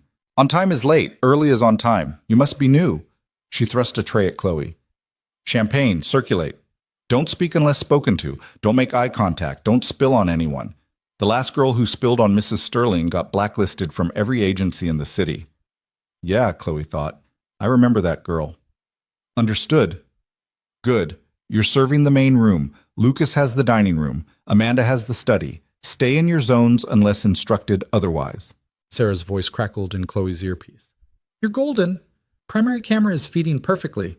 Start with the main room. Plant audio 1 when you get an opening. Chloe picked up her tray and walked into the lion's den. The penthouse was obscene. That was the only word for it. Marble floors that probably cost more than most people's houses.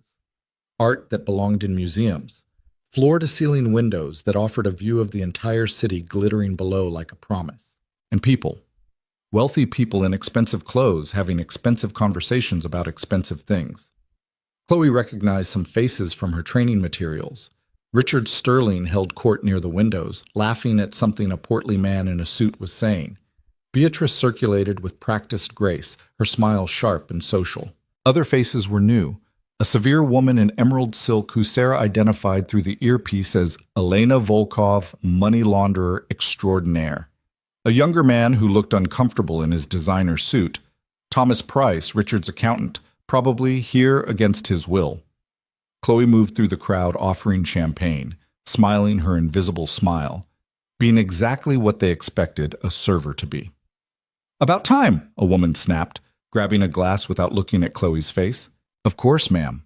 She drifted toward the coffee table in the sitting area. 2 men were deep in conversation about real estate acquisitions. Neither noticed when Chloe set down her tray, adjusted a decorative coaster, and slipped the first audio device underneath it. 3 seconds. Just like training. Device 1 active, Sarah confirmed. Signal strength excellent. Moving to audio 2. But the office was occupied. Richard and 2 other men had disappeared inside, closing the door behind them.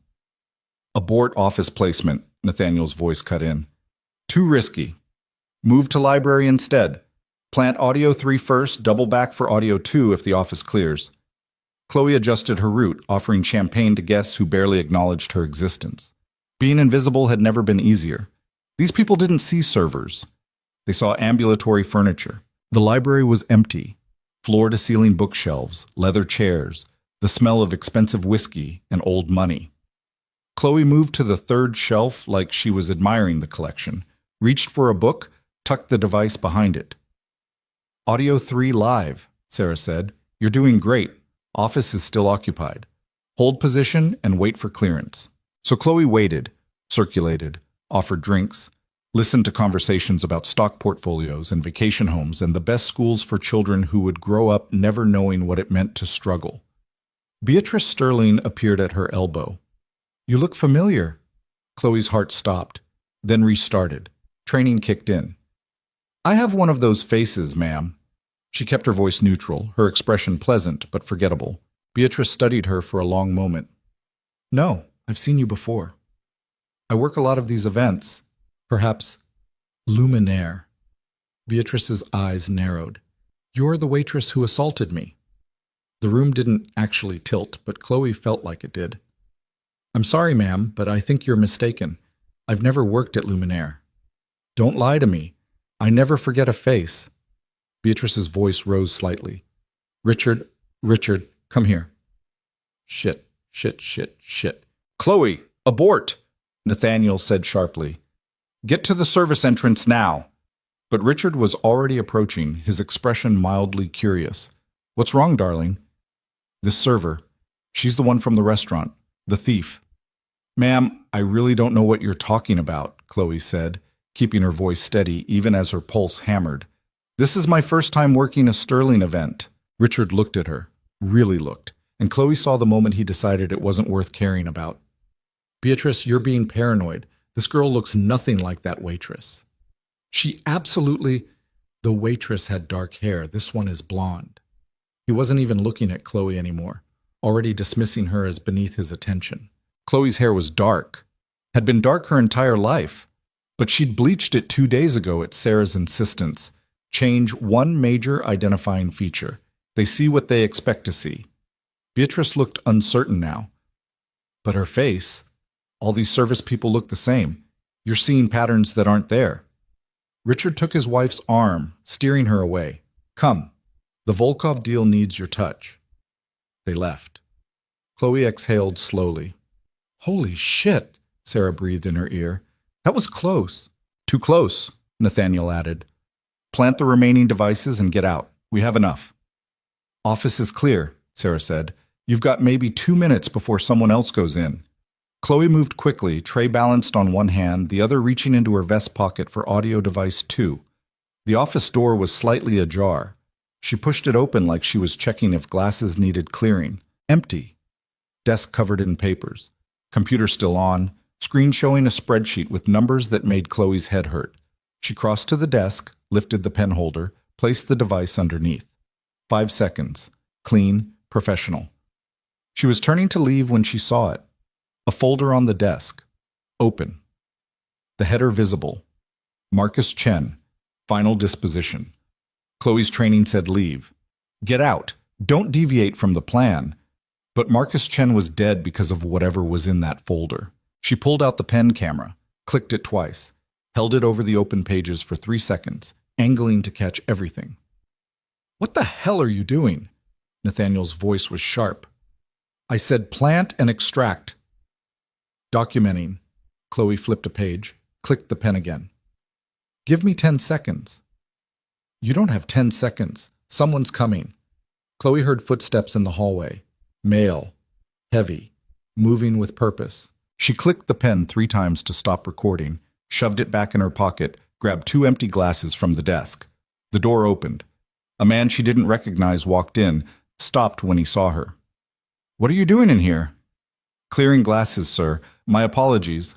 Chloe gestured to the desk. I'll be out of your way. Office is off limits to staff. The coordinator didn't mention that. I'm new. She moved toward the door, careful not to rush, not to look guilty. The man studied her face for a beat too long. What's your name? Sarah. The lie came automatically. Sarah Mitchell. You work for the catering company? Yes, sir. First time with this team. Still learning the layout. He stepped aside. Let her pass. Don't let it happen again. Of course, thank you, sir. Chloe walked back to the main room, legs shaking, glasses rattling slightly on her tray. That was insane, Sarah hissed. And brilliant. Please don't do it again. Video devices still need placement, Chloe said quietly, lips barely moving.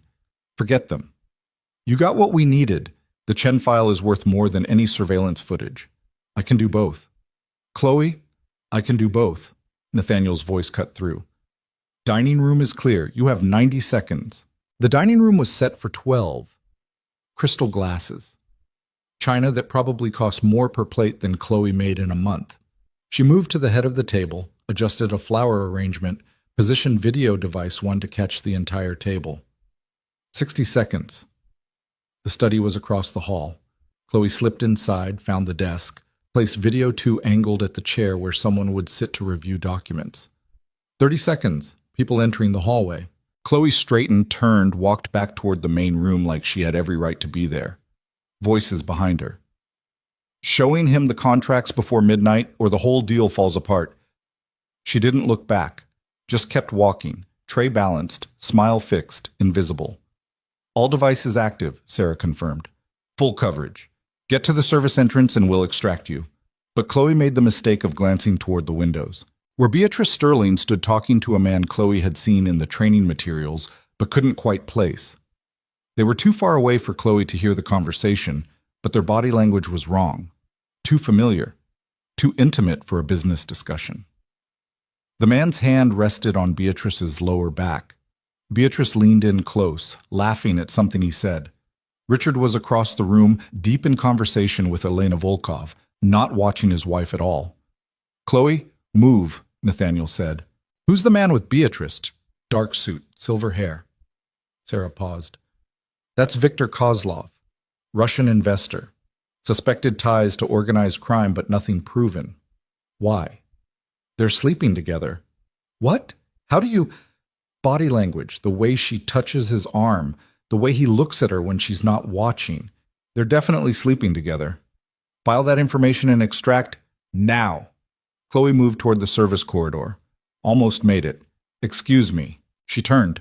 The severe woman in emerald, Elena Volkov, stood behind her. Yes, ma'am?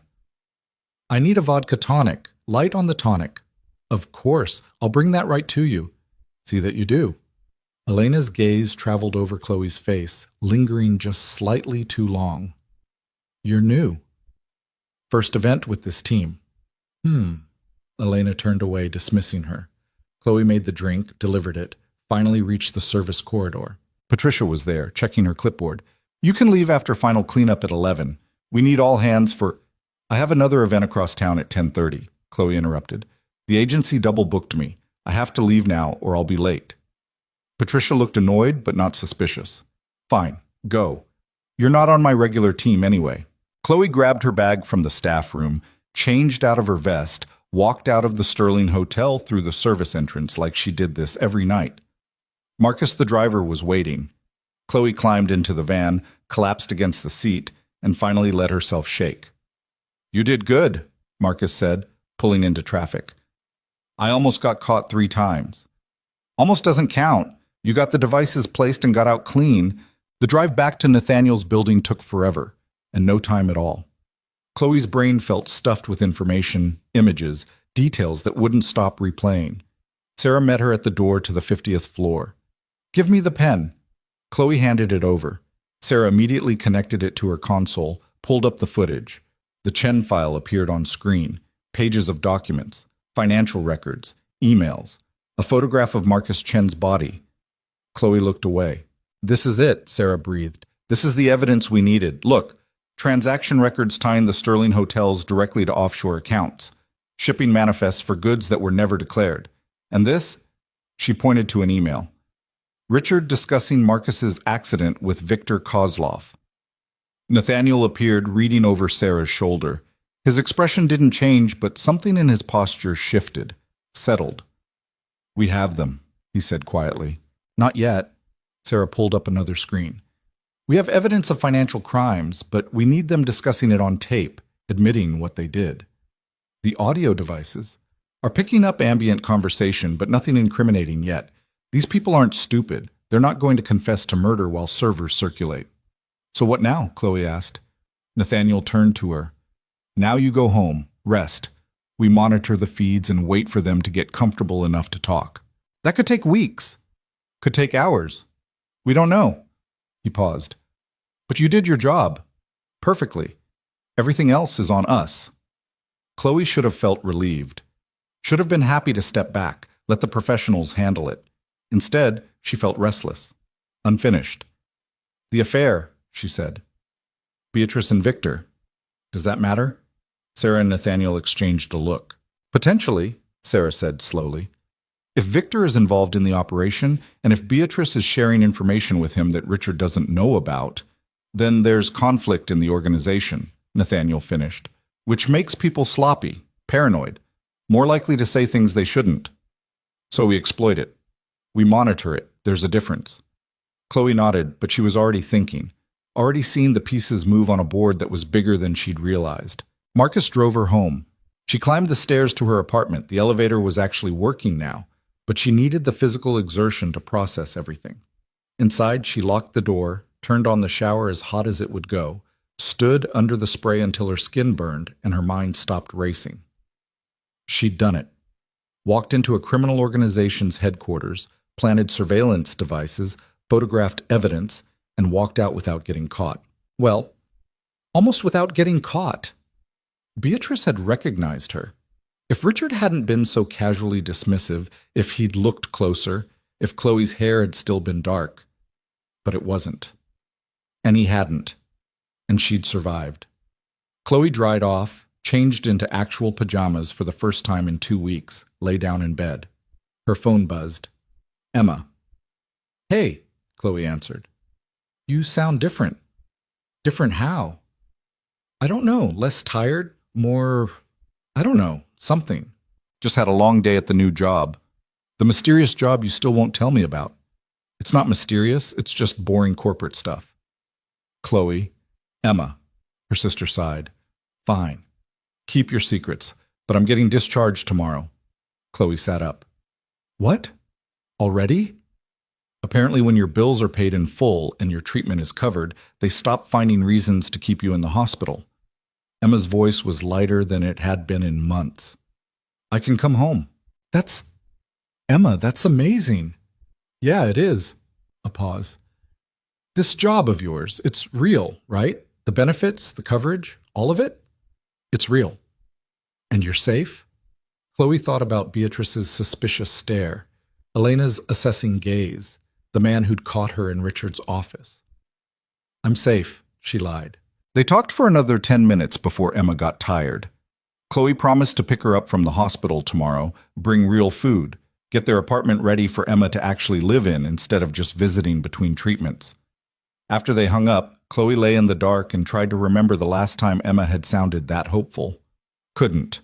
Her phone buzzed again. Nathaniel, we have something, he said without preamble. Conference call in the study. They think the room is secure, but video 2 is catching everything. When? Happening now. I'm sending you the feed. A link appeared. Chloe opened it. The screen showed Richard Sterling's study. 6 people sat around a table. Richard, Beatrice, Victor, Elena. 2 other men Chloe didn't recognize. Absolutely certain the transfer can't be traced, Richard was saying. Completely certain. Elena's voice was crisp, confident. The accounts are layered through 4 jurisdictions.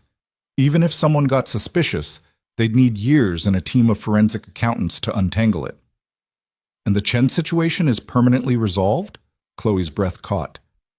Chen is dead, Victor said flatly. His files are destroyed. His sister is a non-factor. The whole thing is buried. Sarah's a non-factor. Beatrice laughed. That woman has been asking questions for 18 months.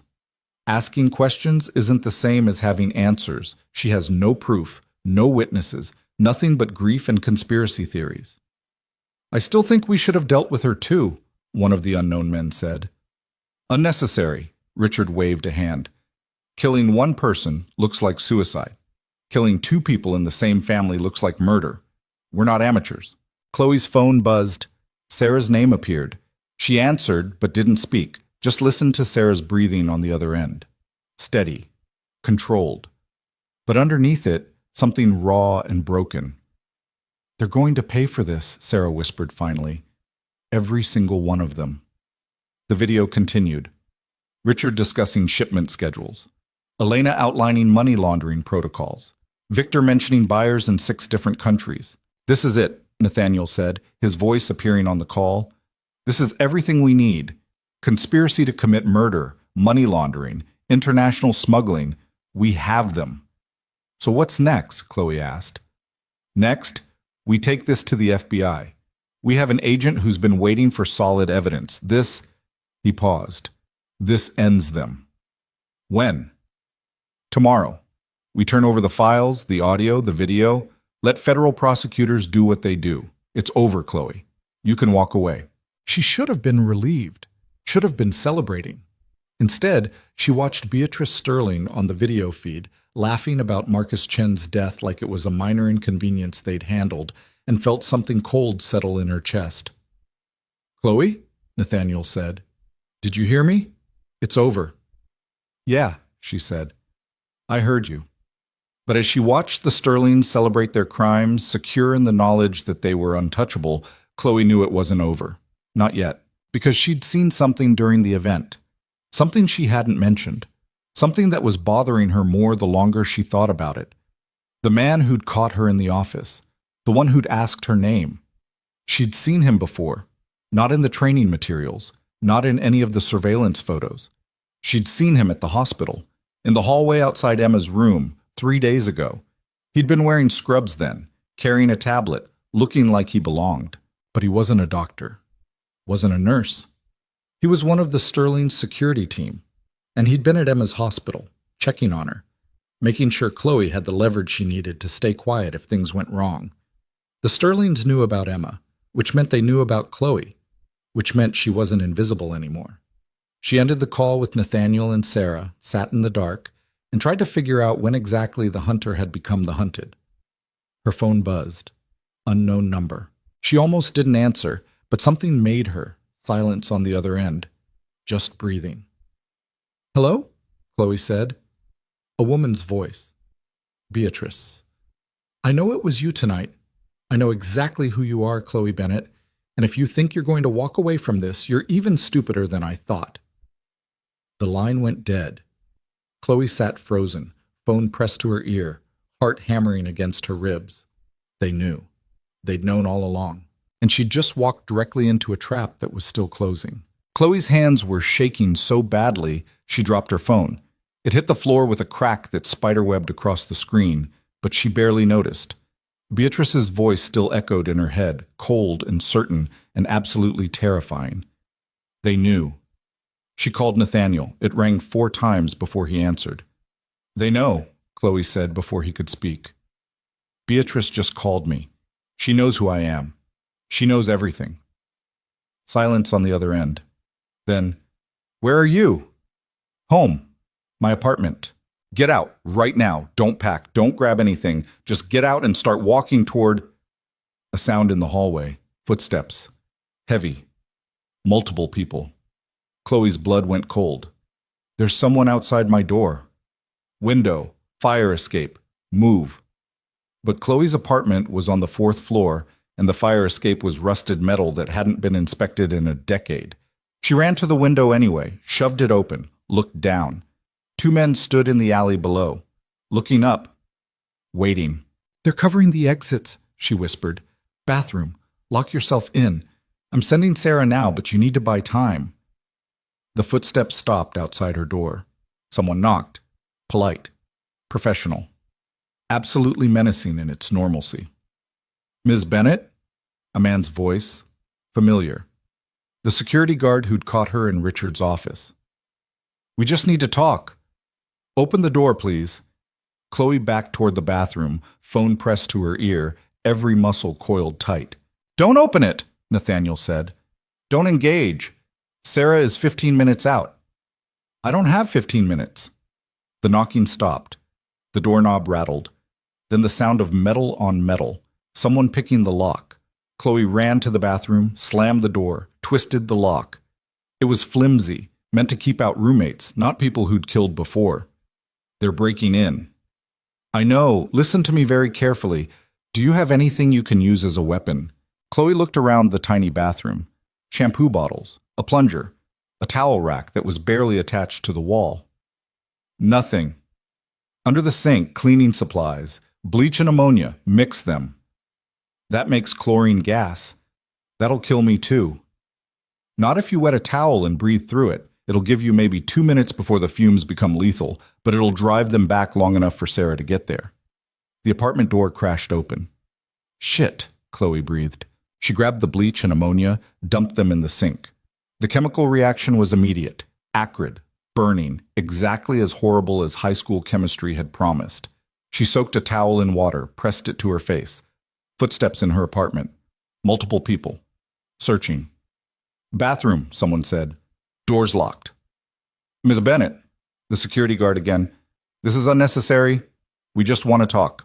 About what? Chloe's voice came out muffled through the towel. About how you killed Marcus Chen? About how you're laundering money through the hotels? Or about how you had someone watching my sister in the hospital? Silence. Then, you've been busy. So have you. Open the door. Let's discuss this like adults. Adults don't break into people's apartments at midnight. Fair point. A pause. But you put surveillance equipment in Mr. Sterling's penthouse. That's not very adult either. The gas was filling the bathroom now. Chloe's eyes watered despite the wet towel. Her throat burned. Nathaniel? She whispered into the phone. How much longer? 12 minutes. Can you hold? I don't know. Someone kicked the bathroom door. The frame splintered but held. Last chance, Ms. Bennett. Open the door or we open it for you. Chloe looked around desperately. The window was tiny. Barely big enough for a child, definitely not big enough for an adult. The vent cover was screwed down. There was nowhere to go. Another kick. The frame splintered further. We're coming in. Then you're breathing chlorine gas, Chloe called out. I mixed bleach and ammonia. You come in here, you're choking on fumes. The kicking stopped. She's bluffing, someone said. Smell that, the security guard replied. That's not a bluff. That's chemical warfare. Footsteps retreated, voices arguing in the other room, too low for Chloe to make out words. Good, Nathaniel said in her ear. You bought time. 10 more minutes. But Chloe's lungs were burning. The towel was soaked through. The gas was thicker, heavier, filling the small space faster than she'd expected. She was going to pass out, or worse. I can't breathe, she gasped. Yes, you can. Focus. Slow breaths. Sarah is 8 minutes out. I don't have 8 minutes. Then make them. You didn't survive 2 weeks of training and an infiltration operation to die in your bathroom. Breathe, Chloe. She breathed, shallow, controlled. Each lungful felt like swallowing fire. The voices in the apartment got louder, arguing, then footsteps running toward the front door. What's happening? Chloe whispered. Someone in the hallway shouted, not one of the intruders. A neighbor. I called the cops. They're on their way. The security guard swore. We're out. Go, now. More footsteps, running. The apartment door slamming open. Then silence. They're gone, Chloe said. Don't move yet. Could be a trick. But Chloe couldn't wait. The gas was too thick. Her vision was tunneling. She needed air. She wrapped the wet towel around her hand, broke the bathroom window with her elbow. Glass shattered. Cold air rushed in, sweet and clean, and absolutely perfect. Chloe sucked in breath after breath, coughing, eyes streaming, but alive. Sirens in the distance, getting closer. Police are coming, she managed. Good. Tell them everything. Show them the evidence. This actually works in our favor. How? You're a victim now, not just a witness. That changes everything. Sarah's voice cut in. I'm 3 minutes out. Stay on the phone until I get there. The sirens got louder, closer. Red and blue lights flashed through the windows. Chloe stumbled out of the bathroom through the chemical haze still hanging in the apartment to the front door that hung open on broken hinges. A police officer was already coming up the stairs, young, alert, hand on his weapon. Ma'am, are you hurt? They broke in, tried to... Chloe's voice gave out. She coughed, tasted chemicals. Sit down. Ambulance is coming. He spoke into his radio. 4th floor clear. Victim is mobile, requesting medical. Another officer appeared, then another. They secured the apartment, checked the rooms, found the chemical mess in the bathroom. Jesus, one of them muttered. She made chlorine gas. Self-defense, the first officer said. Smart. Sarah arrived 6 minutes later, out of breath, eyes scanning the scene with professional assessment. She had credentials that identified her as Chloe's employer, corporate security, authorized to speak on her behalf. She's not saying anything without a lawyer present, Sarah told the officers. We just need a statement. And she'll give one. Tomorrow. With legal representation. Tonight, she's going to the hospital to get checked for chemical exposure. The officer looked like he wanted to argue, but a paramedic was already guiding Chloe toward the stairs, checking her vitals, asking about her breathing. In the ambulance, Sarah sat beside her while the paramedic administered oxygen. "You did good," Sarah said quietly. "I almost died." "But you didn't. You improvised. You survived." She paused. "Nathaniel's meeting us at the hospital. We need to talk about next steps." "Next steps?" "They know who I am. They tried to kidnap me. There are no next steps. I'm done." "You're not done. You're just getting started." Chloe wanted to argue, but the oxygen mask made it difficult, and her lungs still felt like they'd been scrubbed with steel wool. The hospital was the same one where Emma was staying. Different floor, different department, but the same antiseptic smell and fluorescent lights and atmosphere of controlled crisis. They put Chloe in an exam room, checked her lungs, took blood samples to test for chemical exposure, told her she was lucky. Another 5 minutes in that bathroom and she'd be dead. Nathaniel appeared while the doctor was explaining the treatment plan. He looked different, less controlled, actually worried. "I need a moment with my employee," he told the doctor. 5 minutes. Then she needs rest. Once they were alone, Nathaniel pulled up a chair. "How bad?" "Lungs are irritated. Blood work will tell us if there's serious damage. But I'm alive." "Good." He paused. "I'm sorry. This is my fault. I should have anticipated they'd move this fast." "How did they know? How did Beatrice figure out it was me?" "We're still piecing that together. Best guess? Someone recognized you despite the hair change. Or they reviewed their own security footage and spotted you placing devices. Either way, they connected the dots faster than we expected." Sarah leaned against the wall, arms crossed. "The question is what we do now. You're burned as an asset. They know who you are. But we have the evidence. We can still take them down." "At what cost?" Chloe asked. "They know about Emma. They had someone at this hospital watching her. What happens when we go to the FBI? What happens when the Sterlings realize they're about to be arrested?" "They run," Nathaniel said. "Or they tie up loose ends." "Exactly. And Emma is a loose end." Chloe's voice was hoarse, but the words came out clear. "So no, we're not going to the FBI. Not yet. Chloe, they'll kill her. You know they will. The moment they think they're caught, they'll eliminate anyone who could be used as leverage against me." She looked at Nathaniel. "You said you'd keep her safe. You promised." "I will. I am. I've already moved her to a private facility under a different name. They won't find her." "You moved my sister without telling me." "I moved her 30 minutes ago while you were in the ambulance. She thinks it's a hospital transfer for better treatment. She's safe, Chloe. I swear." Chloe wanted to be angry, should have been furious, but mostly she was just exhausted. "What now?" she asked. Nathaniel and Sarah exchanged a look. Some silent communication passed between them. "Now we accelerate," Sarah said. "The Sterlings know you planted surveillance. They're going to sweep their properties, find the devices, probably move their entire operation to a new location. Which means we have maybe 48 hours before the evidence we gathered becomes useless," Nathaniel added. "We need to force their hand, make them act before they're ready." "How?" "By making them think you have more than you actually do." Nathaniel pulled out his phone, showed her a video file. "This is the footage from the pen camera, the Chen file. It's damning, but it's not complete. Half the pages are blurry. Some of the key evidence is unreadable. So we have partial proof of a crime, but not enough to guarantee conviction," Sarah said. "But the Sterlings don't know that." Chloe was starting to see where this was going. "You want to bluff? I want to make them think we have everything. Documentation, video, audio recordings of them discussing Marcus's murder. The whole package." Nathaniel leaned forward. "We leak that information. Let them panic. Watch them scramble to protect themselves." "And when they scramble, they make mistakes," Sarah finished. "Or they come after me again, harder this time." "They'll try," Nathaniel agreed. "Which is why you're not staying here. You're coming with me. Protected location, 24-hour security. They won't get near you." "What about Emma?" "Already handled. She's in a private medical facility 2 hours outside the city. Armed security. No visitors except you and me. She's safer than she's ever been." Chloe's head was pounding. The oxygen was helping her breathe, but doing nothing for the fear that sat like lead in her stomach. "This is insane." "Yes, Nathaniel said. But it's also our only option. We go to the FBI now with partial evidence and the Sterling's lawyer up. They have resources, connections. They could drag this out for years.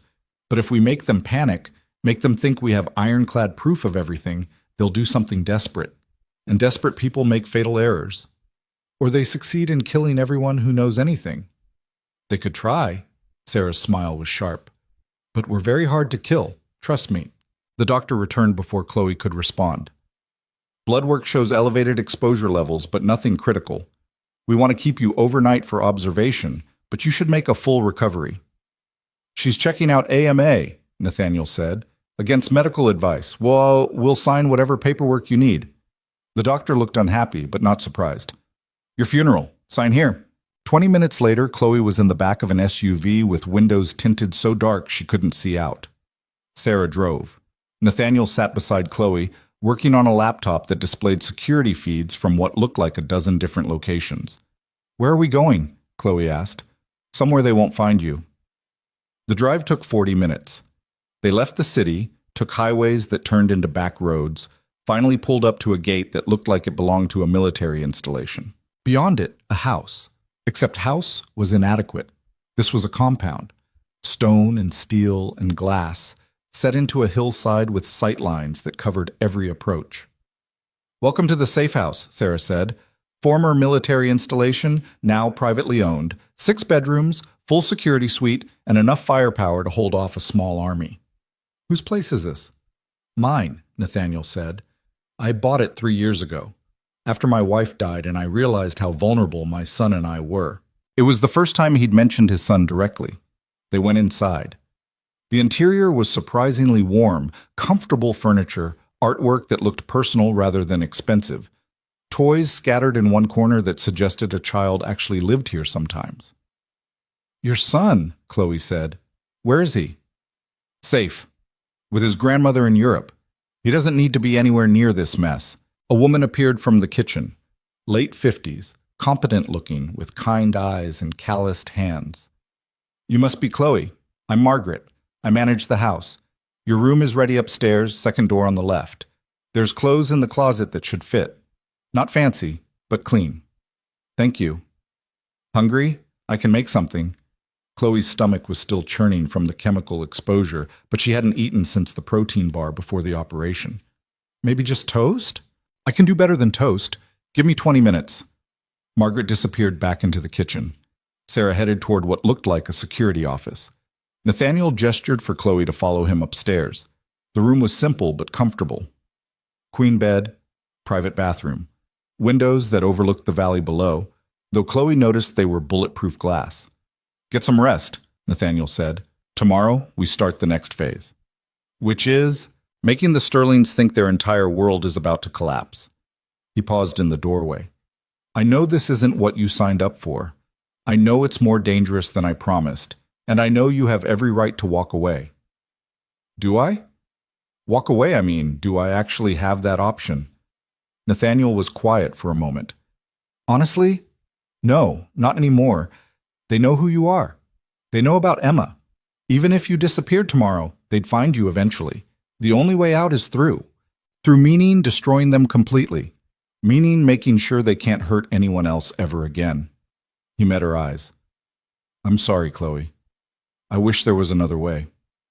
Yeah, me too. He left. Chloe sat on the bed, staring at nothing, trying to process everything that had happened in the last 12 hours. Yesterday morning, she'd been a waitress with impossible dreams. Tonight, she was hiding in a fortified compound while criminals who'd murdered before tried to figure out how to kill her. Her phone buzzed. She'd almost forgotten she still had it. The screen was cracked but functional. Emma's name appeared. Chloe answered. Hey, where are you? Emma sounded worried. The nurses said I was being transferred for enhanced treatment options, but nobody will tell me where you are or why I can't have visitors. It's complicated. Chloe, I'm in some kind of private facility with security guards and no cell reception except this one phone they gave me that only calls you. What the hell is going on? I told you I took a new job. There were some complications, threats. My boss moved you somewhere safe as a precaution. Threats? What kind of job did you take? The kind that pays well but comes with risks. I'm handling it. By hiding me in a secure facility, like I'm a witness in a mob trial? Something like that. Emma was quiet for a moment. I want the truth, all of it. You owe me that. She was right. Chloe did owe her, so she told her. Not everything. She left out the break-in, the chemical gas, the men waiting in the alley, but she told Emma about Nathaniel's offer, about the Sterling family, about Marcus Chen's murder and the investigation, and Chloe's role in gathering evidence. When she finished, Emma was silent for so long Chloe thought the call had dropped. Emma? I'm here. Just processing. Another pause. You infiltrated organized crime for money, for your medical bills, for a future, for me. You risked your life for me. I'd do it again. That's what I'm afraid of. Emma's voice was thick. Chloe, you can't keep destroying yourself to save me. It's not sustainable. It's not fair. Life's not fair. You got sick. I got desperate. We're both doing what we have to do to survive. Survival shouldn't require you to become a spy. Too late. I already did. Emma laughed, the sound shaky. You're insane. You know that? Yeah, I'm getting that feedback a lot lately. They talked for another 10 minutes before Emma got tired. She was safe, she was comfortable, and she'd been told her treatments would continue uninterrupted. That was enough. Chloe ended the call and went downstairs. Voices came from the security office. She followed them. The office was impressive. Wall of monitors showing security feeds, computer equipment that looked military grade. Sarah sat at the main console, Nathaniel standing behind her, both focused on a screen showing the Sterling Hotel. What am I looking at? Chloe asked from the doorway. Panic, Sarah said. Watch. The feed showed the penthouse, Richard and Beatrice, 4 security personnel, and 2 men in suits who looked like lawyers or accountants. They were systematically tearing the place apart. Looking for surveillance devices, Nathaniel explained. They found 2 of the audio bugs already, still searching for the others. They won't find the video cameras, Sarah added. Those are too well hidden, but they're thorough. Give them another few hours. What happens when they find everything? They'll know exactly what we recorded, which conversations, which documents. Nathaniel pulled up another screen. That's when we hit them with the leak. The screen showed a draft email. Recipients included the FBI, the DEA, the State Attorney General, and 3 major news organizations. The body of the email outlined the Sterling's operation in clinical detail. Attached files included the Chen documents, transaction records, and excerpts from the surveillance audio. You're sending this tonight? Chloe asked. In 3 hours. Time to hit right when they think they've contained the damage. Nathaniel checked his watch. By sunrise, the Sterling family will wake up to federal agents at their door and their crimes on the front page of every newspaper in the state. And they'll run. Some of them will try. We're counting on it. Richard has a private jet. Beatrice has offshore accounts in 4 countries. Victor has connections that could get him to Moscow in 12 hours. Sarah highlighted 3 different screens. We're monitoring all of it. The moment they make a move, we know. And Emma? Protected. I have a team on her facility. Nobody gets in or out without my authorization. Chloe studied the monitors, watching the Sterlings search their penthouse with increasing desperation. These were people who'd killed to protect their secrets, who'd built an empire on crime and corruption and the absolute certainty that they were untouchable. In 3 hours, they'd learn differently. I want to be there when you send it, Chloe said. Nathaniel looked at her. Why? Because they tried to kill me tonight. Because they threatened my sister. Because they murdered your friend and got away with it for 18 months. She met his gaze. I want to watch their world end. Sarah grinned. I knew I liked you. The next 3 hours were the longest of Chloe's life. She watched the monitors, ate the food Margaret brought, tried not to think about all the ways this could still go catastrophically wrong. At 3:47 a.m., Sarah pulled up the email. Final check. Everyone ready? Nathaniel reviewed the attachments one last time.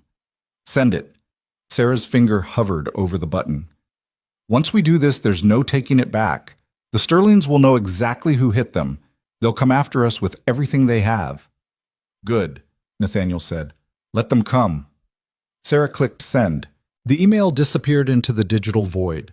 Somewhere in cyberspace, it was replicating, distributing, landing in inboxes of people with the power to dismantle criminal empires. On the monitors, Richard Sterling's phone rang. He answered it, listened, then went absolutely still. "He knows," Sarah said. They watched Richard end the call and immediately make another, then another, his movements getting more frantic with each conversation. Beatrice appeared, demanding answers. Richard showed her his phone. Her face went white. "Beautiful," Sarah breathed. "Absolutely beautiful." More phones ringing, more frantic conversations, security personnel gathering, receiving orders, scattering to execute them. Then Richard did exactly what Nathaniel predicted. He grabbed a bag and headed for the door. "He's running," Sarah said, tracking his phone now, heading toward, airport, private terminal. "Let him get to the plane," Nathaniel instructed. "FBI is waiting at the destination. He'll land directly into custody." Beatrice went a different direction, toward the hotel's executive offices. "She's going for the safe," Sarah said.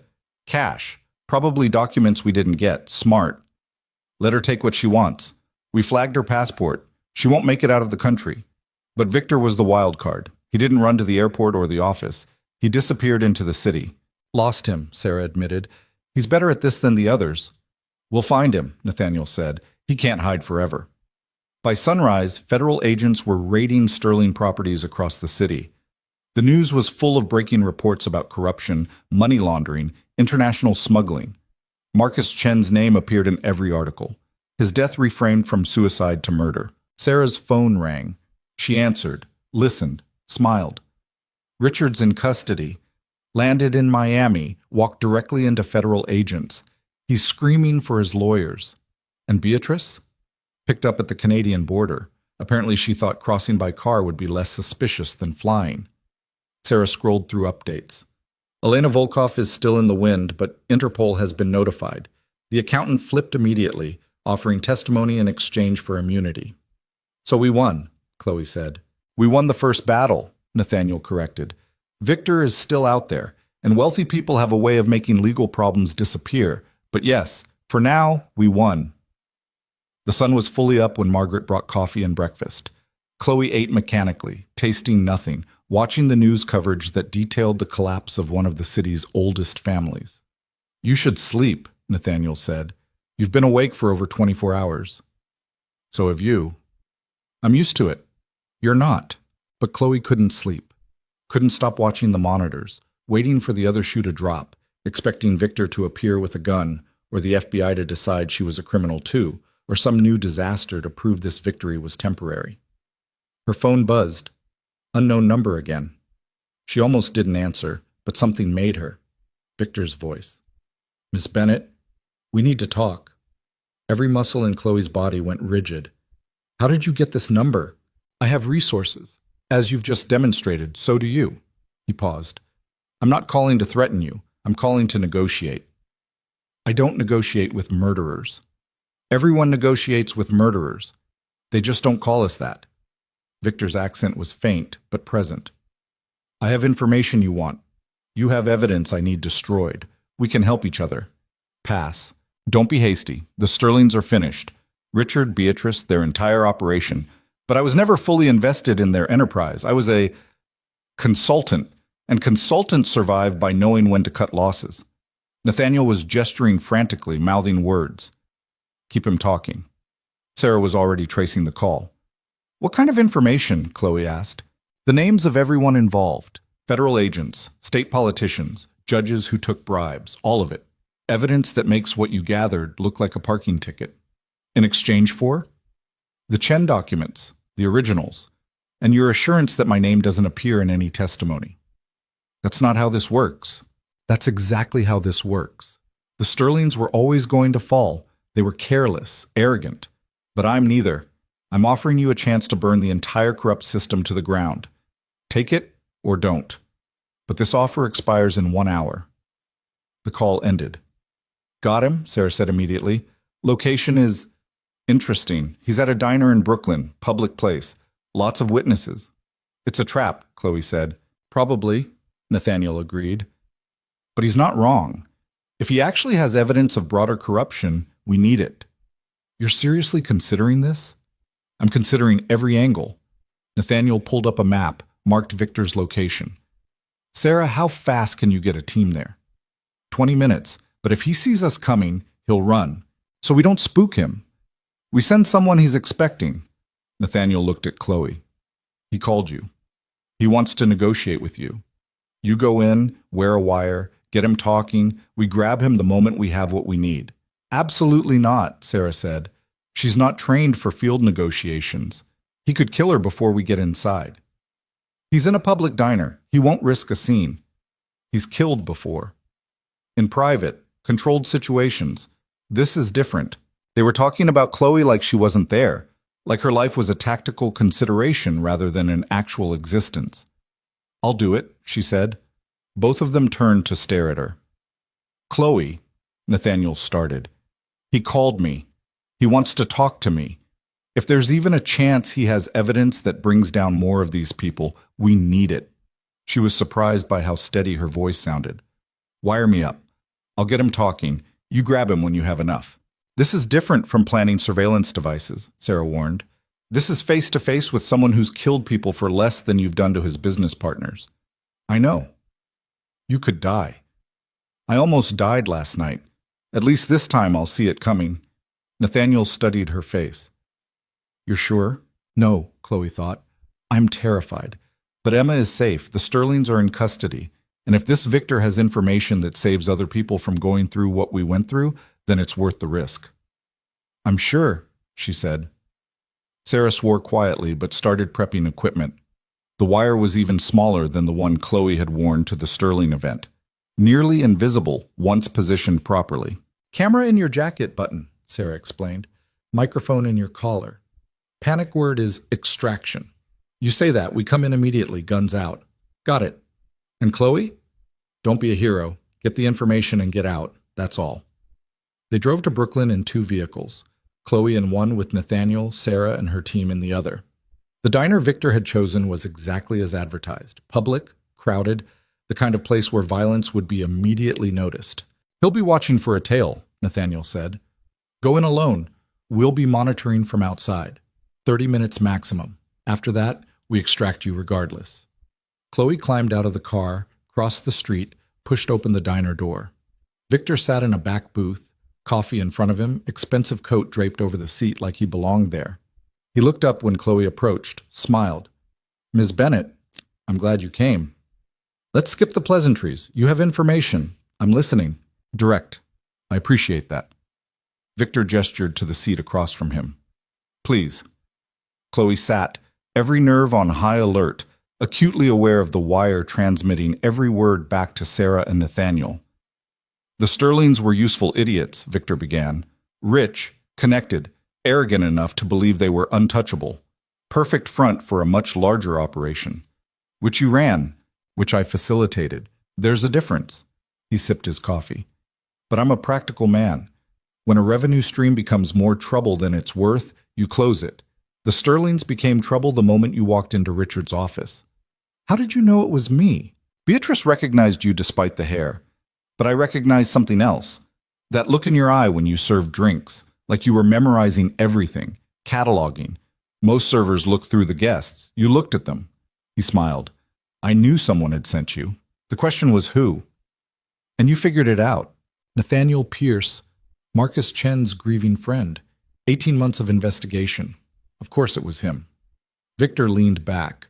I warned Richard you were a problem. He didn't listen. Beatrice wanted to kill you immediately. I suggested something more subtle. Like breaking into my apartment. That was never my plan. That was panic. Sloppiness. He shook his head. But here we are. The Sterlings are finished. You and Pierce are victorious, and I'm offering you something bigger. The names. 15 federal agents on my payroll, 3 state senators, 2 judges, and documentation of every transaction, every bribe, every favor traded over the last 5 years. Victor pulled a USB drive from his pocket, set it on the table. Everything you need to clean out corruption at the highest levels. In exchange for? My freedom, full immunity, and you destroy every piece of evidence connecting me to the Sterling operation. Chloe stared at the USB drive. How do I know it's real? You don't. That's the gamble. Victor smiled. But consider this.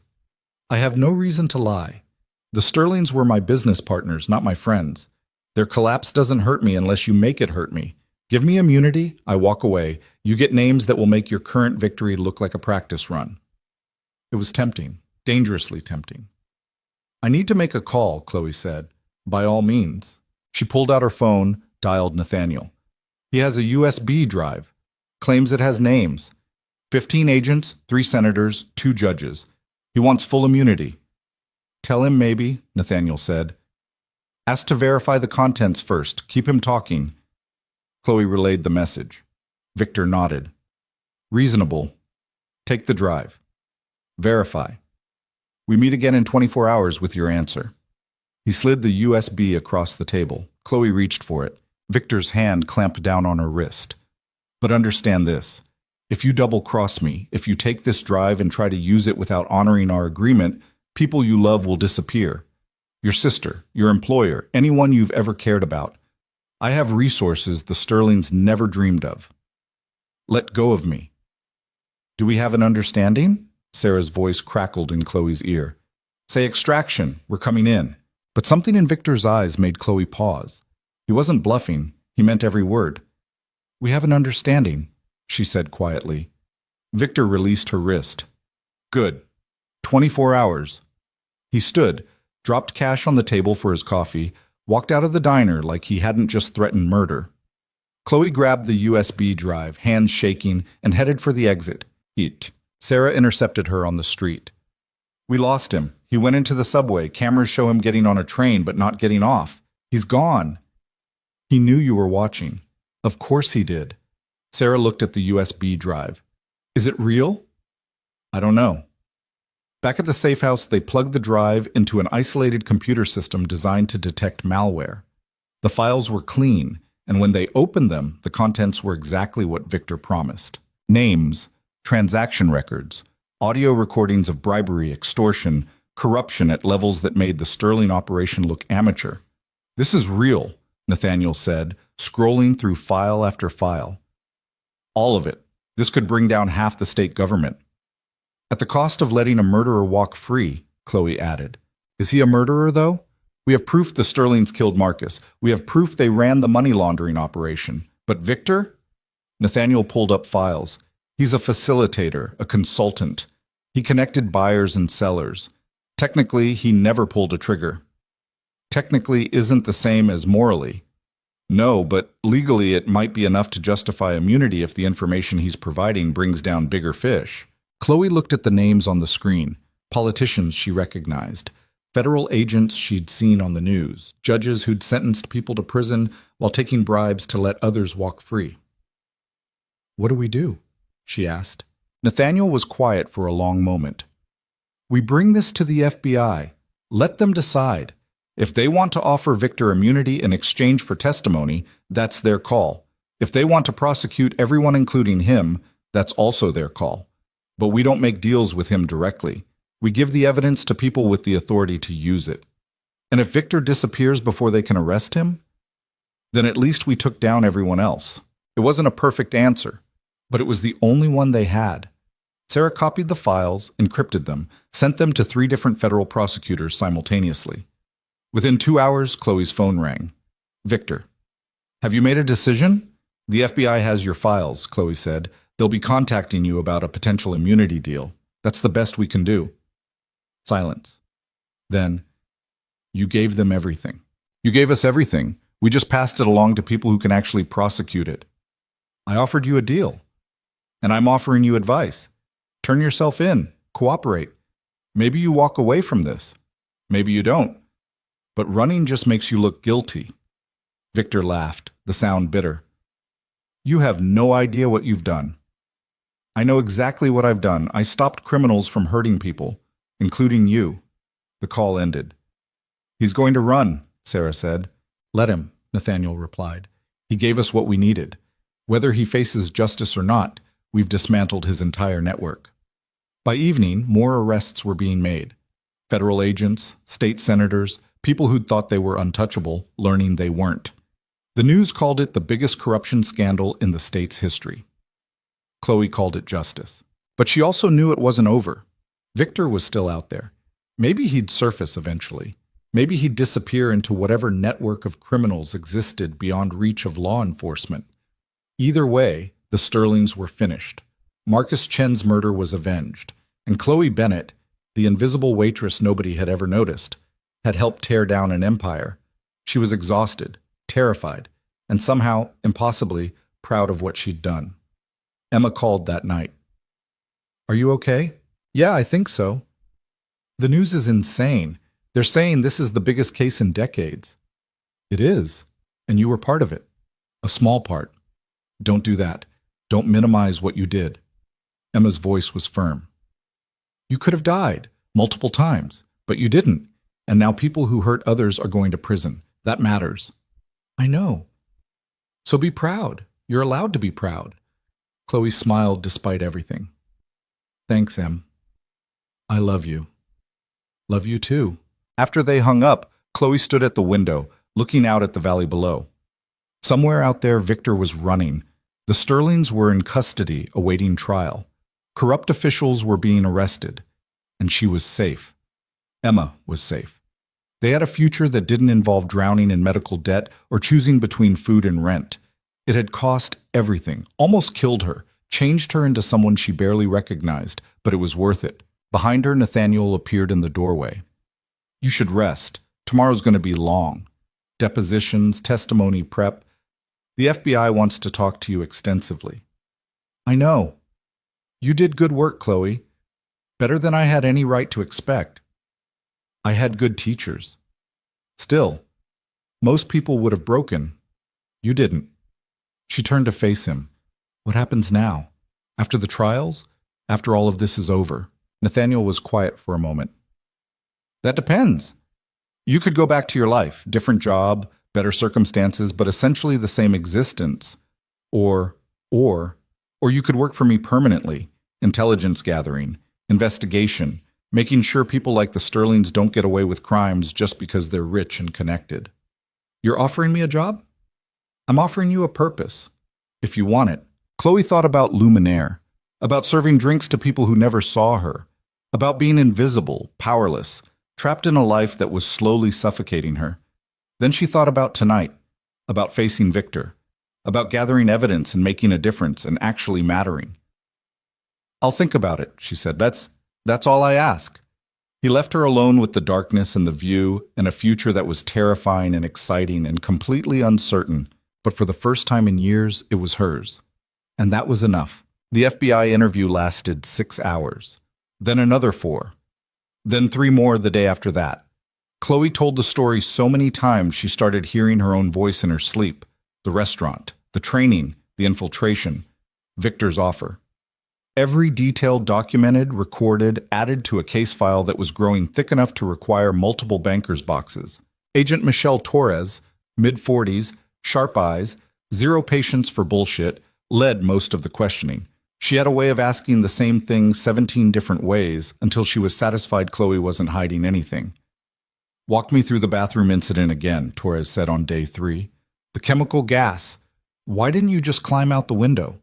"It was too small, and there were men in the alley below." "You're sure about that? About the men?"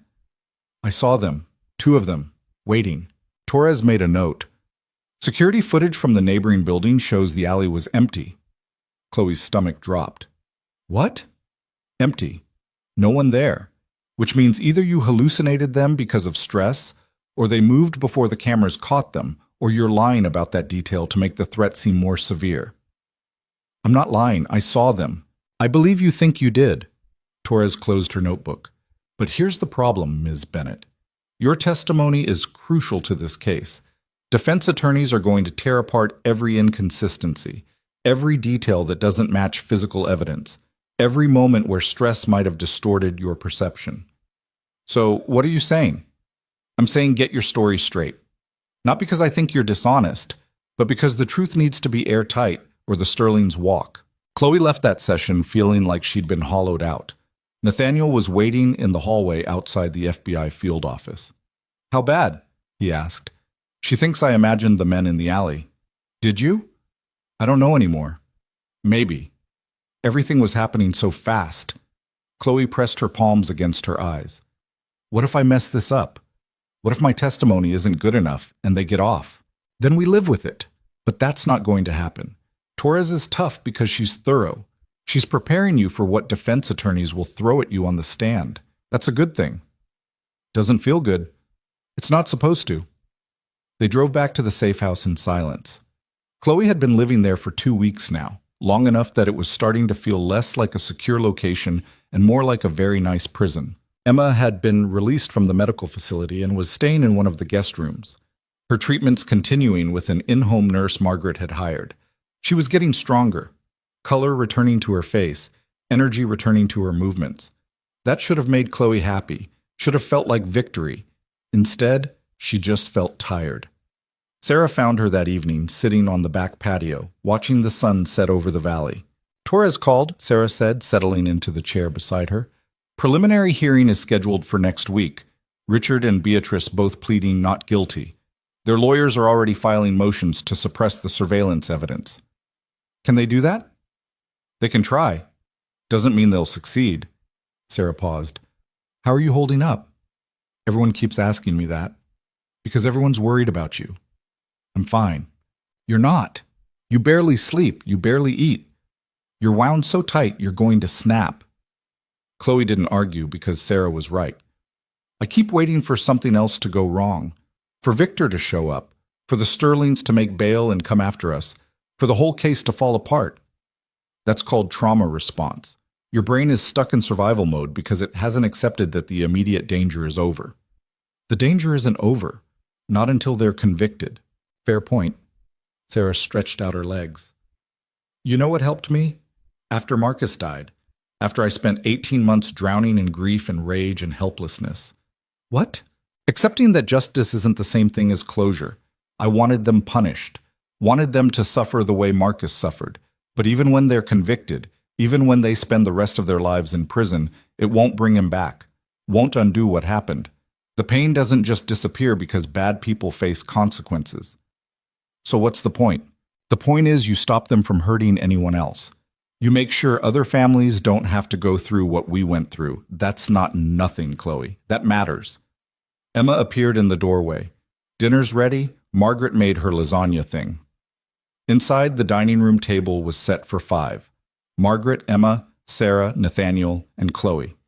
It felt strangely domestic, like a family, except none of them were actually related and half of them had met 3 weeks ago. I got my test results back, Emma announced halfway through dinner. The new treatment is working. Tumor markers are down 40%. The table erupted in congratulations. Margaret actually got teary. Nathaniel raised his wine glass in a toast. Chloe felt herself smile for the first time in days. That's amazing, Em. Yeah, it is. Emma's gaze met her sister's across the table. Thank you for all of this. I know what it cost. You're worth it. I know, but still. Thank you. After dinner, Nathaniel pulled Chloe aside. I need to show you something. He led her to his office, closed the door, pulled up a video file on his computer. This came in 2 hours ago. Surveillance footage from the Canadian border. Day Beatrice was arrested. The video showed Beatrice being taken into custody. Standard arrest. Nothing unusual. Okay, Chloe said. Watch the background. Nathaniel zoomed in on a figure standing near the customs building. Watching. The image was grainy, but the profile was familiar. That's Victor, Chloe said. That's Victor. He was there when Beatrice got arrested, which means he knew exactly where she'd be and when. He set her up. He set them all up. Richard's flight path, Beatrice's border crossing, even the accountant's location when federal agents picked him up. Victor fed us their movements. Chloe stared at the screen. Why? Because he's smarter than I gave him credit for. He didn't just give us evidence. He orchestrated the entire collapse of his own operation to eliminate competition and walk away clean. But we gave his files to the FBI. We gave them files about other people's corruption. Nothing in there directly implicates him in any crimes we can prosecute. He's a facilitator, a consultant. Legally, he just connected buyers and sellers, never pulled a trigger, never physically moved contraband, just made introductions. That can't be legal. It's not. But proving it in court is different than knowing it happened. Victor's been doing this for decades. He's very good at staying just this side of prosecutable. Chloe felt sick. So he wins. He survives. That's different than winning. Nathaniel closed the video. But yeah, unless he makes a mistake, he's probably going to disappear into whatever network he came from, and we'll never see him again. That's not justice. No, but it's reality. Sometimes bad people get away because the system has holes and they're smart enough to find them. I hate that. So do I. But we took down the Sterlings. We exposed massive corruption. We saved lives by shutting down their operation. That's not nothing. He was right. Chloe knew he was right, but it still felt incomplete, like finishing a puzzle and finding out one piece was missing. The preliminary hearing happened on a Tuesday morning. Chloe sat in the gallery with Sarah, watching Richard and Beatrice Sterling enter in expensive suits and practiced expressions of innocent outrage. Their lawyers were exactly what you'd expect, polished, aggressive, treating the whole proceeding like an inconvenience rather than a reckoning. Your Honor, this entire case is built on illegally obtained surveillance, one of them argued. My client had a reasonable expectation of privacy in his own home. The evidence should be suppressed entirely. Agent Torres countered with documentation proving Nathaniel had followed proper protocols, that the surveillance was legally justified given probable cause of ongoing criminal activity. The judge, a tired-looking woman named Hendricks, who seemed deeply unimpressed by everyone in her courtroom, took 3 hours to make her ruling. The surveillance evidence stands. Probable cause was established. This case proceeds to trial. Richard's lawyer immediately requested bail. My client is a respected businessman with deep ties to the community. He poses no flight risk. Your client was arrested trying to flee the country, Torres pointed out, on a private jet, with $2 million in cash and fake identification documents. He poses every flight risk. Judge Hendricks denied bail. Richard and Beatrice would remain in federal custody pending trial. As they were led out of the courtroom, Beatrice's eyes found Chloe in the gallery. The look she gave her was pure venom, pure promise that this wasn't over. Chloe met her stare and didn't look away. Outside the courthouse, reporters swarmed. Questions flew from every direction. Cameras flashed. Ms. Bennett, how does it feel knowing you brought down one of the city's most powerful families? Are you afraid of retaliation? What's next for you? Torres had prepped her for this. Keep it brief. Don't speculate. Don't give them anything they can twist. I'm grateful that justice is being served, Chloe said. And I hope this sends a message that no one is above the law. Sarah pulled her away before more questions could land. They climbed into the waiting SUV where Nathaniel sat reviewing documents. Trial's set for 8 weeks from now, he said. Federal prosecutor thinks they have enough to guarantee conviction on at least half the charges. Money laundering is airtight. The murder charge is trickier. Why? Because proving they ordered Marcus's death versus proving he died during their criminal operation are different legal standards. They're going to argue they had nothing to do with his death, that he actually did kill himself over guilt about discovering their crimes. That's bullshit, Sarah said. It's a defense strategy, and it might work. Nathaniel looked at Chloe. Which is why your testimony is critical. You can place them at the scene discussing his death. Your surveillance caught them admitting it. I know. The defense is going to destroy you on the stand. They're going to attack your credibility, your motives, every inconsistency in your story. Torres was gentle compared to what's coming. I can handle it. I know you can. I'm just making sure you know what you're walking into. The next 8 weeks were brutal. Chloe met with prosecutors for hours every day, going over her testimony, preparing for cross-examination, memorizing timelines and details until they were carved into her brain. Torres brought in a lawyer to play defense attorney during mock trials. The woman was vicious, tore apart every aspect of Chloe's story, questioned her motives, implied she was being paid to testify, suggested she'd fabricated evidence for money. You were a struggling waitress drowning in medical debt, the mock attorney said during one session. Then suddenly, Nathaniel Pierce appears offering money and opportunity. Isn't it convenient that your testimony aligns perfectly with what he needs to hear? I'm testifying to what I saw and heard, or what you were told to say you saw and heard, what you were paid very well to claim happened. No one paid me to lie, but you were paid, substantially. Your sister's medical bills, your rent, a college fund. That's over $200,000 in benefits. Quite a motivator to say whatever Mr. Pierce wanted you to say. Chloe wanted to scream, wanted to throw something, wanted to walk out and never come back. But she didn't. She sat there and took it, because this was preparation for the real thing. Emma watched one of these sessions and afterward found Chloe in the bathroom crying. "Hey," Emma said softly, "you okay? They're going to make me look like a liar, like I made everything up for money. Did you? No. Then the truth will hold up. I know it will. You don't know that. I know you, and you're a lot of things, Chloe, but a liar isn't one of them." Emma hugged her sister. "You're going to get on that stand and tell the truth, and the jury is going to believe you because you're believable. You're real. You're someone they can relate to. The Sterlings have the best lawyers money can buy. And you have something better. You have the truth." It sounded naive, like something from a movie where good always triumphed and justice always prevailed, but Chloe wanted to believe it anyway. The trial started on a Monday in October. The courtroom was packed with reporters, spectators, people who'd followed the case and wanted to see the Sterling family finally face consequences. Chloe sat in the witness waiting room for 3 days before she was called. 3 days of listening to other testimonies through the speakers. 3 days of Torres building the case piece by piece. When her name was finally called, Chloe's legs felt like water. Sarah squeezed her hand. "You've got this." The courtroom was exactly as intimidating as she'd expected. Rows of people staring, the judge looking down from the bench. The jury, 12 strangers who would decide if everything she'd been through mattered. And Richard and Beatrice Sterling, sitting at the defense table like this was all a terrible misunderstanding rather than a reckoning. Torres led her through the testimony gently. The restaurant, the soup incident, Nathaniel's offer, the training, the infiltration. "And what did you observe at the Sterling penthouse?" Torres asked. "I observed Mr. and Mrs. Sterling, along with several associates, discussing their money laundering operation. They talked about offshore accounts, shipping manifests, and payments to corrupt officials." "Did they discuss Marcus Chen?" "Yes. They discussed how his death had been necessary to protect the operation, how it had been made to look like suicide." "Objection!" The defense attorney shot to his feet. "Hearsay! The witness is characterizing statements she allegedly overheard." "Your Honor, this is direct testimony about what the witness personally heard," Torres countered.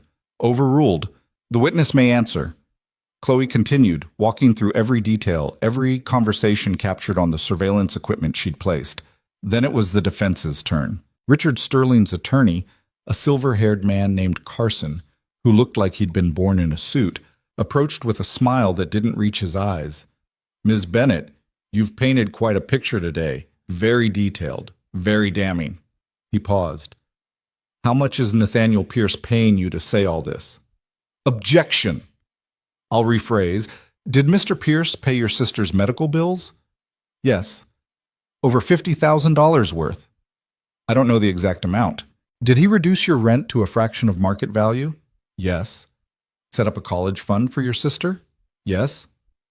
"Employ you at a salary of $150,000 per year?" "Yes." Carson turned to the jury. "So we have a witness who received over $200,000 in benefits from the man who orchestrated this entire investigation, testifying to conversations she claims to have overheard while committing what amounts to corporate espionage." Objection. Argumentative. Sustained. Mr. Carson, ask questions or sit down. Carson smiled. "Ms. Bennett, isn't it true that you were fired from Luminaire restaurant for assaulting a customer?" "No, that's not what happened." "But you did spill hot soup on Beatrice Sterling." "She moved into my path deliberately." "Or you were careless and then Mr. Pierce fabricated video evidence to make it look intentional, thereby starting this entire chain of events to target the Sterling family." "That's insane. The video shows exactly what happened. The video shows what Mr. Pierce claims happened, but you can't prove it wasn't edited. Can't prove it wasn't manufactured to justify what came after." Objection!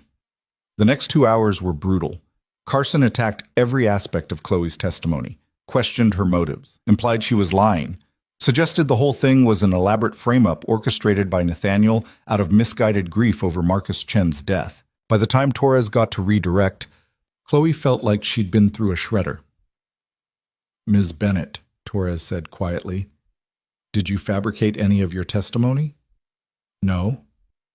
Did Nathaniel Pierce tell you what to say? No. Did you plant surveillance equipment in the Sterling penthouse? Yes. And did that equipment capture the defendants discussing criminal activity? Yes.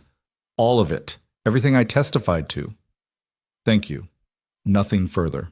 The judge dismissed her. Chloe walked out of the courtroom on shaking legs, barely making it to the hallway before her knees gave out. Nathaniel caught her. You did great. I felt like I was being torn apart. That's their job.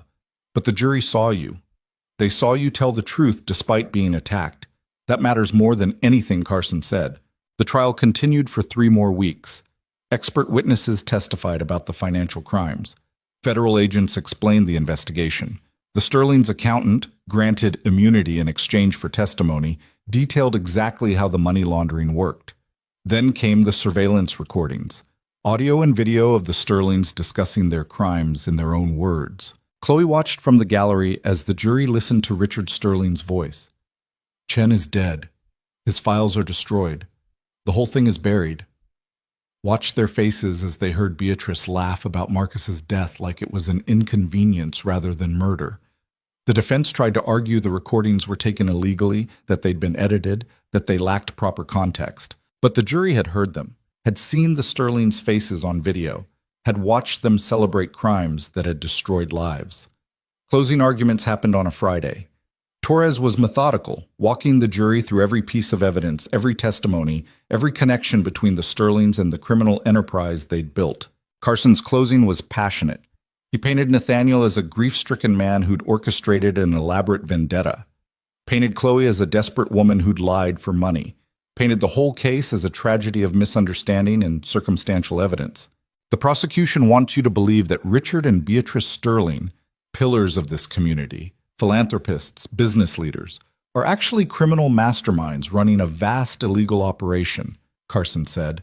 They want you to believe this based on the testimony of a waitress who had everything to gain from lying and surveillance recordings obtained through legally questionable means. Is that really enough to destroy 2 lives? To send 2 people to prison for decades based on such flimsy evidence?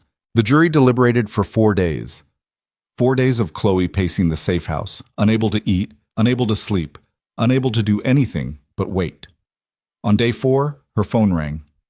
Torres. They have a verdict. The courtroom was even more packed than before. Chloe sat between Sarah and Emma, hands clenched so tight her knuckles were white. Richard and Beatrice stood as the jury foreman read the verdict. On the count of money laundering in the 1st degree, we find the defendant Richard Sterling guilty. Beatrice's face went white. On the count of conspiracy to commit murder, we find the defendant Richard Sterling guilty. The courtroom erupted. The judge banged her gavel, calling for order. Guilty on 18 of 20 counts for Richard. Guilty on 16 of 20 for Beatrice. Sentencing would happen in 6 weeks, but the mandatory minimums meant they were looking at 25 years minimum, possibly life. Outside the courthouse, Chloe faced the cameras again. How do you feel about the verdict? She thought about Marcus Chen, about the 18 months Sarah had spent grieving, about all the people the Sterlings had hurt over the years. I feel like justice was served, she said. Not perfectly, not completely, but served. That night, Sarah opened a bottle of champagne that had been sitting in Nathaniel's wine cellar, waiting for this moment. To Marcus, she said, raising her glass, who deserved better than he got, but who can finally rest knowing his killers faced consequences. They drank, celebrated, let themselves feel something other than tension for the first time in months. Later, Chloe found Nathaniel on the patio where she'd sat so many evenings watching the sunset. Thank you, she said. For what? For giving me a chance to matter. To do something that actually made a difference. You made the choice to walk into my building that morning. You made the choice to say yes. You made the choice to keep going even when it got dangerous. I just provided the opportunity. Still, thank you. They stood in comfortable silence for a moment. So, Nathaniel said, about that job offer, the permanent one. Still interested? Chloe thought about going back to her old life, serving drinks, being invisible. Safe, but meaningless. Then she thought about the last 3 months, the fear, the danger, the absolute terror of almost dying multiple times, and the feeling of watching the jury deliver a guilty verdict, of knowing she'd helped stop people who would have kept hurting others indefinitely. Yeah, she said, I'm interested. Good, because I have another case. Different family, different crimes, same need for someone who can be invisible. When do we start? 2 months, after you and Emma get settled, after you've had time to process everything that happened. I don't need 2 months. Yes, you do. Trust me on this. You jump into another operation without processing the trauma from this one, you'll break. I need you functional, not burned out.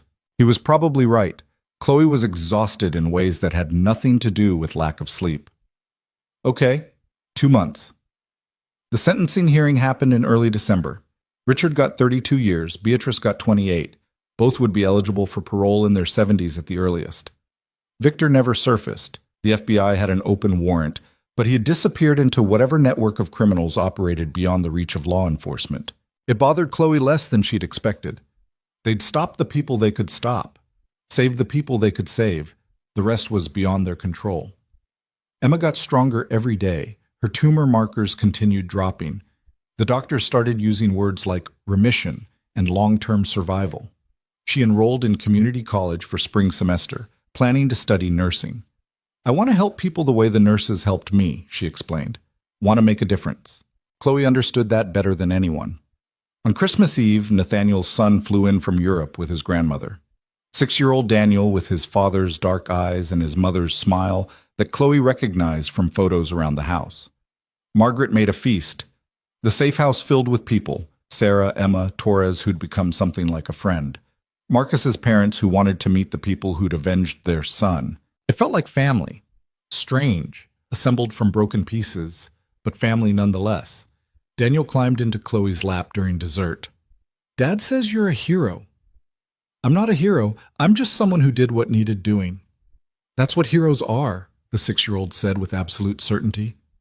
Maybe he was right. Later, after everyone had gone to bed, Chloe stood at the window looking out at the snow that had started falling. Nathaniel appeared beside her with 2 mugs of hot chocolate. You okay? He asked. Yeah, I think I actually am. Good. Because in 2 months we have work to do. I know. And it's going to be dangerous, probably more dangerous than the Sterling case. I know that too. So why do it? Why risk your life again when you could do anything else? Chloe thought about that question, about the waitress she'd been 6 months ago. Invisible, powerless, drowning, about the person she'd become, someone who mattered, someone who made a difference. Because I spent my whole life being invisible, she said finally. Being overlooked, being treated like I didn't matter. And then you showed me that invisibility could be a weapon instead of a weakness. That being underestimated was an advantage. That all the things people ignored about me, my ability to watch, to listen, to survive impossible situations, those things had value. And now I know what I'm capable of. No, I can do things I never thought possible. And yeah, it's terrifying and dangerous, and I might die doing this work. She looked at Nathaniel. But at least I'll die mattering. At least I'll die knowing I used my life for something bigger than just surviving. Nathaniel nodded slowly. That's a good answer. The right answer. He paused. My wife used to say that we're defined by what we're willing to fight for, not what we're willing to die for. Anyone can throw their life away, but what we're willing to fight for day after day, even when it's hard, even when it's scary. What did she fight for? Me. Our son. The belief that the world could be better if enough people refused to accept how bad it was. His voice was quiet. She died in a car accident. Drunk driver ran a red light, but before that she spent every day fighting to make things better. Foster care reform, criminal justice advocacy, all the unglamorous work that doesn't make headlines but changes lives. She sounds amazing. She was, and she'd have liked you. Would have appreciated someone willing to fight, even when the odds were terrible. They stood together watching the snow fall, 2 broken people who'd found purpose in seeking justice for the dead and protection for the living. Emma appeared in the doorway. It's late. You should both sleep. In a minute, Chloe said. But Emma came over, wrapped her arms around her sister. Thank you for everything, for risking your life, for saving mine, for being the best sister anyone could ask for. You'd have done the same. Maybe, but I didn't have to. You did it for me. Emma pulled back, eyes bright. I'm proud of you. I don't say that enough, but I'm so proud of who you've become. After Emma went back to bed, Chloe felt something inside her settle, some piece that had been broken finally clicking into place. She'd survived. Emma had survived. The bad people had faced consequences. It wasn't a perfect ending. Victor was still out there. The system still had holes. Justice was still incomplete and complicated and messy. But it was enough. In 2 months, there would be another case, another family of criminals who thought they were untouchable, another chance to be the invisible woman who brought them down. Chloe was ready. Not because she was fearless. She was still terrified, still had nightmares about the bathroom full of chlorine gas, still sometimes woke up expecting to find sterling security breaking down her door.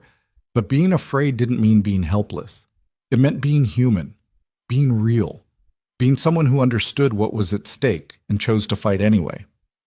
Sarah found her the next morning sitting at the kitchen table with coffee and a file folder. Starting research already? Sarah asked. Just reading, getting familiar with the next case. It's Christmas. You're allowed to take a day off. I will. After I finish this. Sarah poured her own coffee, sat down across from Chloe. You know what Marcus used to say? That the people who change the world aren't the ones who never feel fear. They're the ones who feel it and do the work anyway. Is that what we're doing? Changing the world? One case at a time. One family of criminals taken down. One group of victims who get justice. Yeah, I think that's exactly what we're doing. The file was about a pharmaceutical company, executives who'd knowingly sold contaminated medication. People had died. The executives had covered it up, paid off regulators, buried the evidence. It was going to be complicated, dangerous, probably impossible. Chloe read every page, made notes, started planning, because she'd learned something over the past 6 months, something important that she'd carry forward into whatever came next. The world was full of powerful people who hurt others and thought they'd never face consequences, who believed their money, their connections, their carefully constructed walls of privilege would protect them forever. But those walls had cracks.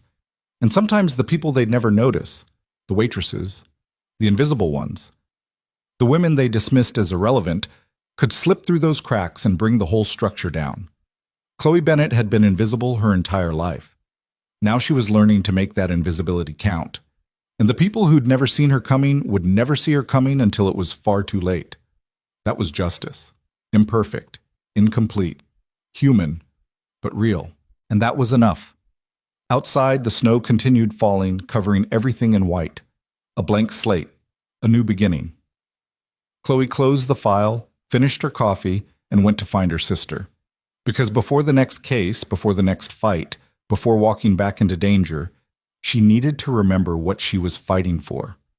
Not revenge, not glory, not even justice in its purest form, but the chance for people like Emma, good people who'd been hurt by those who'd never faced consequences, to have futures, to have hope, to live lives that weren't defined by the cruelty of those with power. That was worth fighting for. That was worth everything. And Chloe Bennett, former waitress, current intelligence operative, professional invisible woman, was ready for whatever came next, because she'd learned the most important lesson of all. You don't have to be fearless to be brave. You don't have to be perfect to make a difference. You just have to show up, do the work, and refuse to quit even when everything inside you is screaming to run. That was heroism, not the kind in movies, the kind that happened in small moments, in difficult choices, in the decision to keep fighting even when the outcome was uncertain. Emma found her staring out the window again. You okay? Yeah, I really am. Good, because Margaret's making pancakes, and if we don't get downstairs soon, Daniel's going to eat them all.